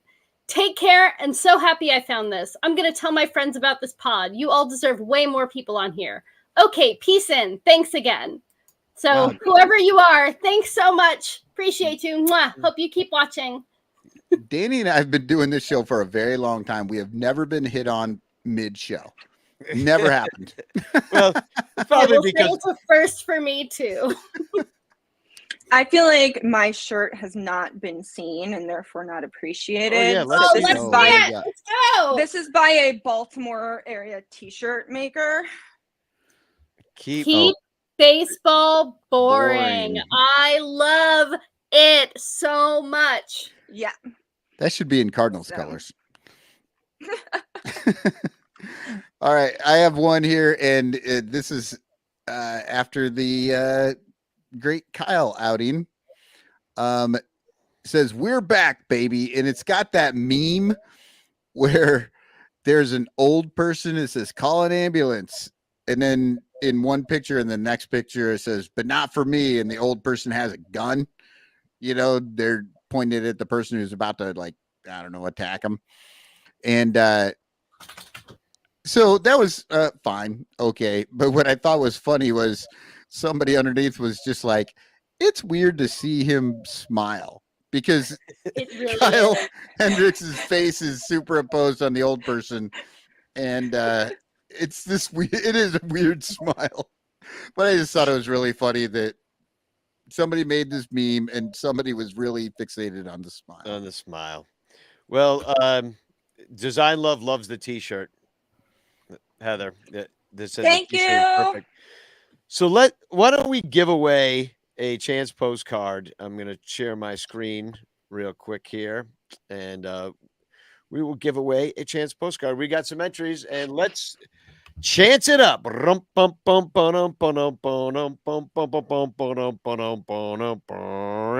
feel like Danny's been taking a chance all night. Tom Cooper, you are the winner. Congratulations. You will be receiving a message of love and doom from me. That might be a new one. I don't It think is. I've ever seen a Tom Cooper come up on that. We were all hanging out in the game watch, the game hang the other night. So okay. We got to know Tom pretty well. So well, thanks, Heather, for coming on the Sun Ranto show. And we'll be over in the Discord afterwards for a brief conversation about whatever we feel like. Georgie enjoyed himself too. Oh, little black Yay! kitty. Alexander Guinness Humphrey Bogart said hello briefly. Danny has a little black kitty as well. I do. And also I hope we all have voids.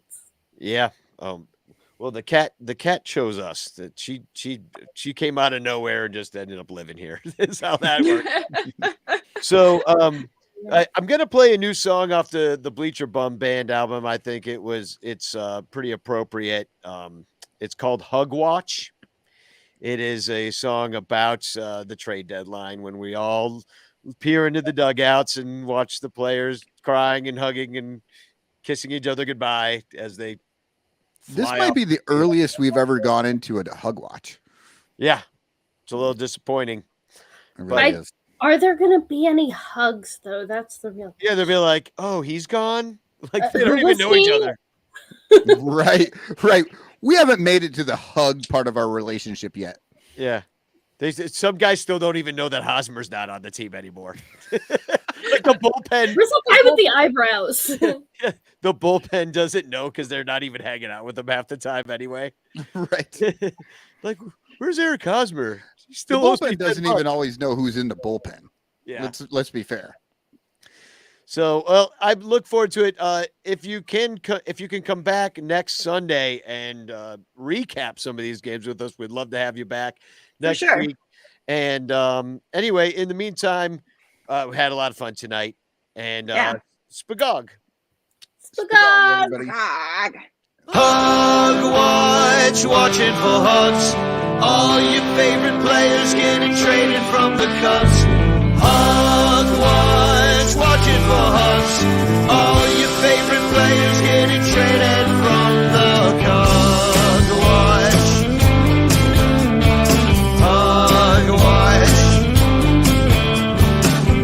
Hug Watch, what do you got? Don't want to give up nothing, but you want to get a lot. Division contenders want to take all of the players. Well, they're filling up the system with a bunch of teenagers.